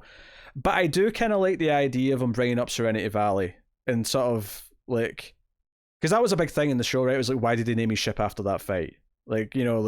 So I did kind of like the idea of him bringing it up. It's not a big deal that it's gone, and I get why it's not there. I've not watched this. I don't watch deleted scenes on pretty much any movie. I'm kind of glad it was deleted. Sure. Just from the way you've described it, I'm like, yeah, no, I that would have felt awkward, and I wouldn't have appreciated it, I don't think. I get it. I get why it's gone. But there is something. I think this is definitely something where it's not really for the movie. It's more for someone who likes the show. But the idea of him like bringing up Serenity Valley at this moment really, because the show started with Serenity Valley. It started with that fight, and I like the idea. If this is the end of the story, that we end with like harkening back to that moment, well, then why that was so important. So I think that's why I like it, even though it's a bit on the nose. But regardless, he gets on the ship, and Zoe. He says to Zoe, like, how is she? Talking about the ship. But he's really talking about Zoe. Like, he's really asking how Zoe is. And we see everyone. We see Jane's stuff in his face. Like, Kaylee and Simon are, like, stalking the kitchen together. All happy family. And he runs into Anara. And, of course, this is one of these things where we're never going to get the big payoff to Anara and Mal. There's no time for it in the movie. But I kind of love what he does here, where he just, like, has her admit that she's maybe doesn't want to go back. Like, she wants to stay in the ship because this is really where she feels like she's with her family, kind of thing. And just have like just the way that she says, I'm not sure if I want to go back, and he just says, "Good answer," and she smiles. Like, it's not like running into each other's arms, but it is like just like hey, they're kind of acknowledging it. They're kind of looking at us and saying, hey, we're admitting there's something here. We're not going to get into it today, but it's not an ending by any means. It's Yeah. more the start of the next chapter. But if you've seen the show, this even just this, like her smelling at him this earnestly, is just enough, right? It's just enough to say, hey, here's an olive branch. But the real final scene's in the bridge where Mal comes in, he sits down, which, by the way, the dinosaurs are still there. They put the dinosaurs back. I love it. Oh, they're never leaving, are they? Yeah, I love that little detail. Actually, I almost wish there was a close-up of one that transitioned to Mal, maybe like a pull focus shot. And I get why it's not, but I love the idea that people who have not seen the show get like there's a close-up of a dinosaur. Like, why is there a close-up of a dinosaur? Why are they focusing on the dinosaur? So, all the movies we've ever reviewed, and you're like, no, do this. It's the integrity of the movie. The integrity of the movie. When it comes to Firefly and Serenity here, because it's not just a movie though. This is the thing. It's also the final episode of a TV show. I know, but it's more like, you know, that's so on the nose, and I don't think I'd like that even in the final episode. Like if this was the TV show, like these on the nose things that you're like, yeah, just do it, just give you what I want. It's like the only time you're There's such like a fan over it. There's like a 2 on the nose things I've said that I want. 2 of them. No, I know, but it's like you're usually like, get rid of them all of them, none of them, and this time you're just like, oh, go on, do a few more. Well, this one's more for the joke of people who have not seen the show wondering why we're focusing on the dinosaur. Okay, fair enough. That's more of an amusing thing to me. But I it's this weird thing that exists as 2 things. And the movie ends with Mal and the chair. He's going to pilot the ship out, and River's in the other ship because there's it's a co-pilot type setup, right? And River's in the other chair, and there's a little joke here where he's like, you don't know what you're doing, you have to, and then she lifts off as if it's nothing to her, and he's like, clearly you've got an aptitude for yeah, that's fine. And he's just sort of like supervising. And they're passing through a storm as they're leaving, and he turns over and he's feeling sentimental at this point. He's feeling like he wants to open up to her, and he says, do you know what the first rule of flying is? He's like, well, of course you do, because you already know what I'm going to say because you're a reader. And I do love the simplicity of her just saying, yeah, but I want to hear you say it. It means more hearing you say it. And I love this speech. This is the other moment I always tear up a little bit, because I mean, there is the meta element to this of like just talking about the love of the show and like, not letting it die and yada yada yada. But the idea of like how important it is for people to have a home of some kind and have something that they believe in, and that his belief in stuff, like he was able to keep the belief in a home. It just like he needed the belief to fight for as well, right? So one of my favorite line in the whole movie by far, even though I've said a lot of other lines that are funny or great for other dramatic reasons, my favorite line in the movie is easily, love keeps her in the air when she ought to fall down. I love that line because I think coming from Mal, who isn't typically someone who's overly sentimental, right? He is someone who kind of shields that part of himself away. Except when it comes to the ship, yeah. Except when it comes to the ship. But I think when it comes to the ship, it's kind of like, because it's like he's able to like use that as a conduit to show when he cares about things, even though, he does care about other things, and even if he's not willing to admit it. And he says love is what makes it home, and it's a really great little speech. It feels like a testament to fighting for what you believe in. And yeah, there's the meta element of like, okay, like Joss and everyone else and even the fans fighting for like an ending because they believed in this story. But in the context of the show and the idea of the whole thing being about him finding something to believe in so he'd fight for it, and that fighting for something is kind of what makes you alive. Like having something to actually give you purpose is important. And the final moments of the film, the final lines is her saying, there's a storm coming, and he says, we'll pass through soon enough. Like, what better sentiment to anyone? Like, no, you just have to weather it. You have to get through it. You come out on the other side. And of course, the final joke of just the bit of the ship falling off and him going, what was that? And cut to credits. It's a nice callback to the start. Yeah, it's a bookend. It's a bookend to the start. And, the idea that, they're still the people they were, but they've had this victory. And there's even a line from the operative saying, hey, okay, you've won this, but the Alliance aren't gone. So there's openings there if there ever was going to be continuations. In terms of actual a TV show or a movie. It's probably never going to happen now, and that's okay. Yeah, every few months, there's always the rumblings and talks of, maybe this time, but it's not gonna. It's so funny. Like, see, because see if Firefly was a couple of years ago, it would happen. It would happen because in the Netflix age and the Amazon age of bringing things back and saving things, The Expanse is the great example here, because The Expanse got cancelled, and yet it lives. It lives because Amazon. And that one's a bit specific because Bezos himself is a fan of the show, but like. Yeah, Brooklyn Nine-Nine's another good example, though. Yeah, there you go. There would be a fighting chance for it now. But that's the thing.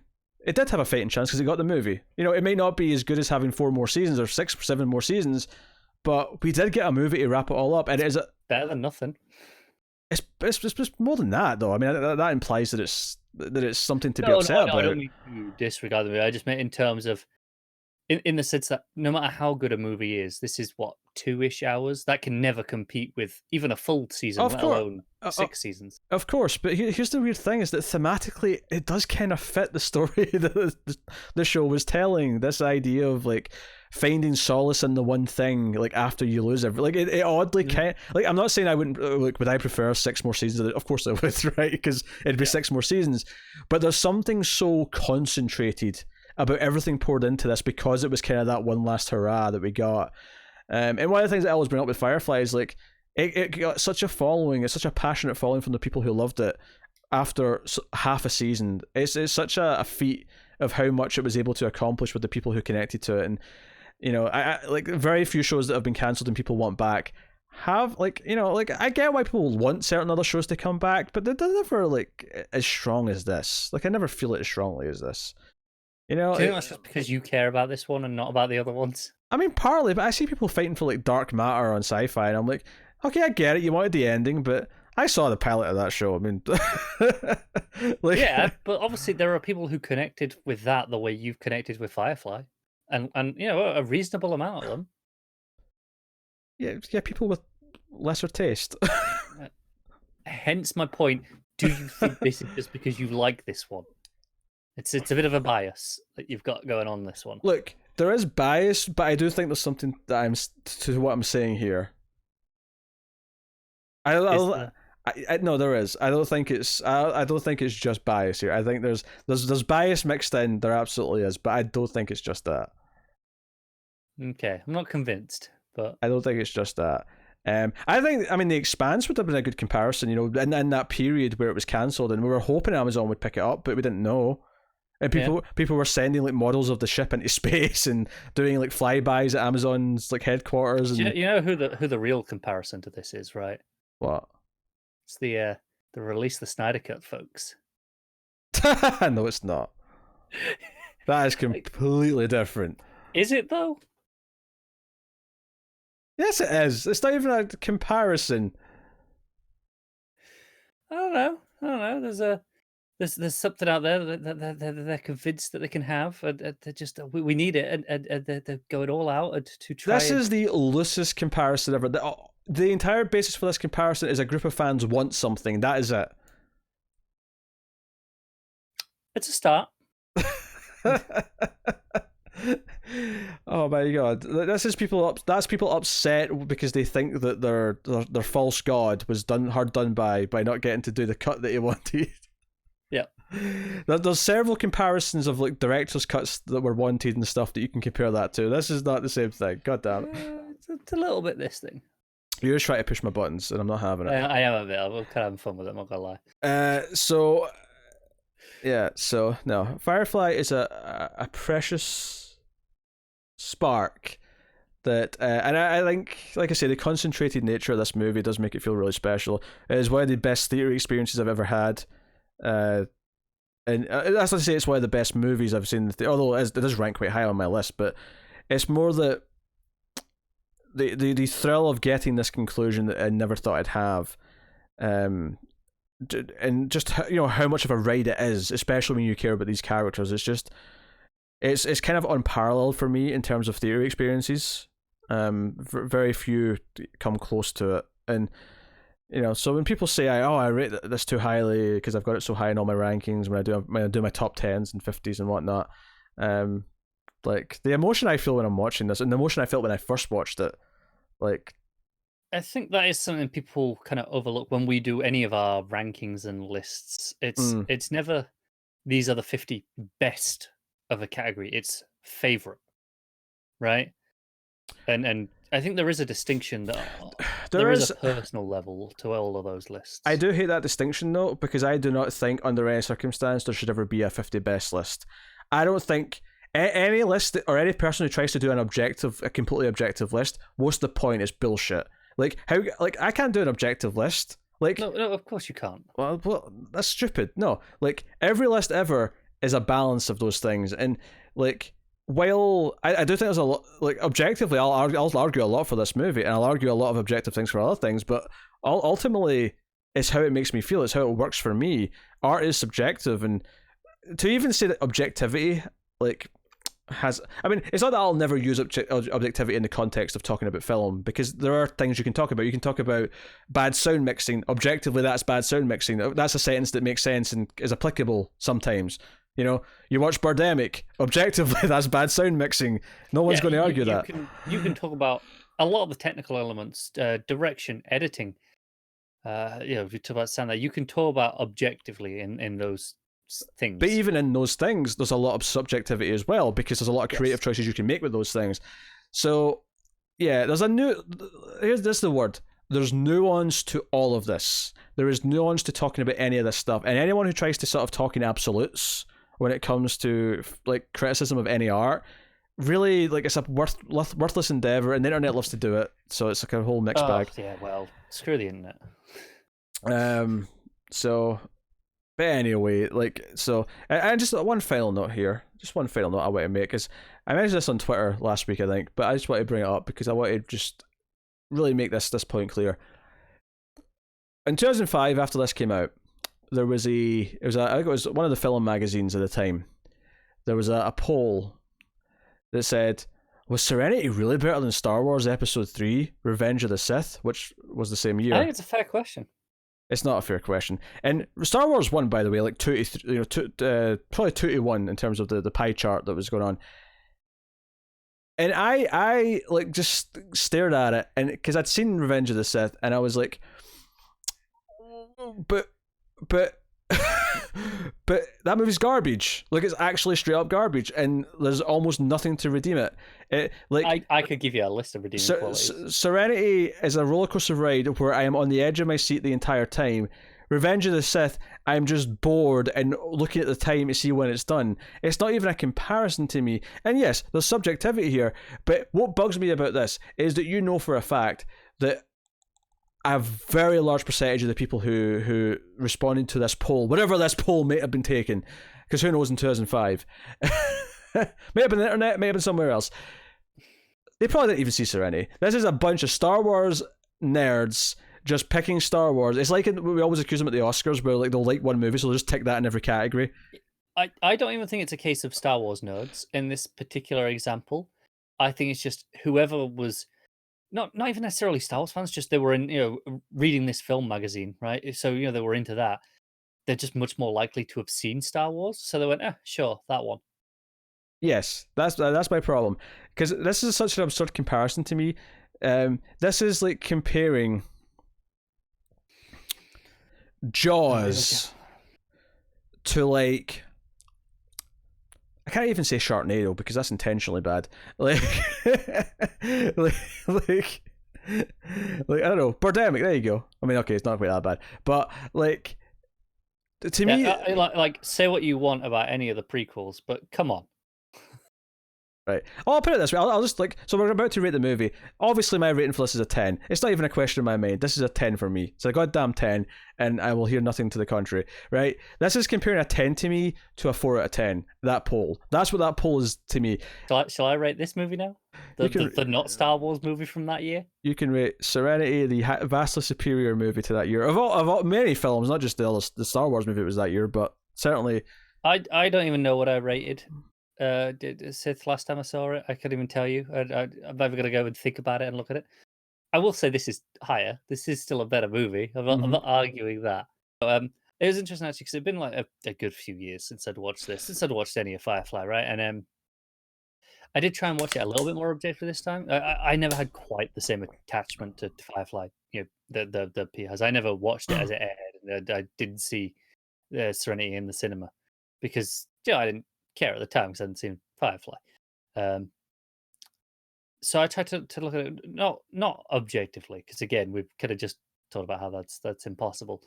But I tried to take away just some of that, looking at it just because it's the ending of Firefly, and tried to look at it a bit fairer than that.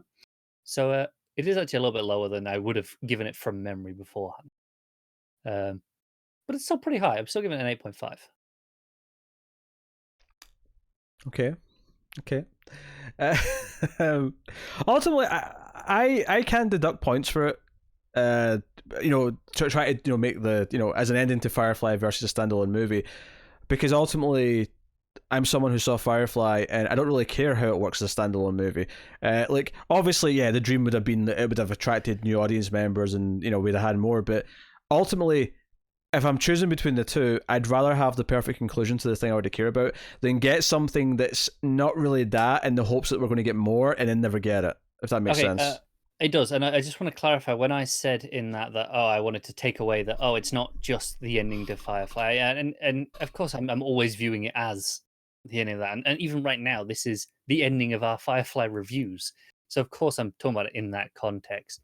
I more meant beyond just that, beyond I'm excited because it's an ending and it's a pretty good ending, right? And beyond just I like this because of what it is.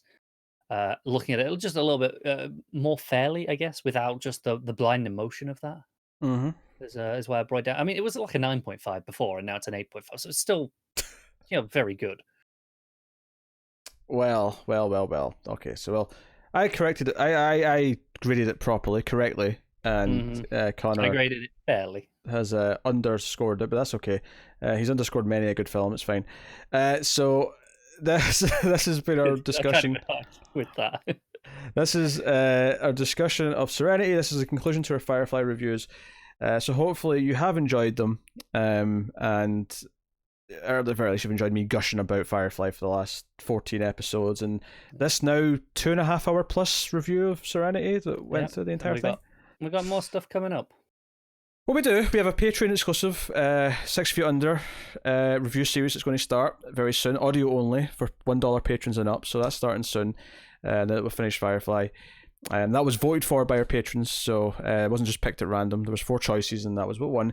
But yeah, so let us know what you think of Firefly and Serenity. If you like the content, you want to show us your support, you can do it a couple of different ways. You can do it for free by rating the podcast on Apple Podcasts, by going to YouTube and liking, subscribing and commenting, all that stuff. You can of course support us financially over at patreon.com/MailFuzzTV, and you can do that for as little as $1 per month and get some bonuses, as like we said, 6 Feet Under reviews coming soon, but other stuff too. Bonus episodes of the Horror Movie Podcast, Screams After Midnight, bonus episodes of the Atomic Cinema Experiment, or Sci-Fi Movie Podcast. These things are all at $1, and then voting rights and stuff like that all come at the $5 tier. So go and have a look, see if you're interested. And that's us. So thank you very much once again for watching or listening. We always appreciate it. Keep watching movies, but more importantly, keep going back and rewatching Firefly, because it's very important that you do, because it's special and deserves to be watched over and over again. So instead of my usual movie outro, I'll do my Firefly outro, which is simply this: curse your sudden but inevitable betrayal.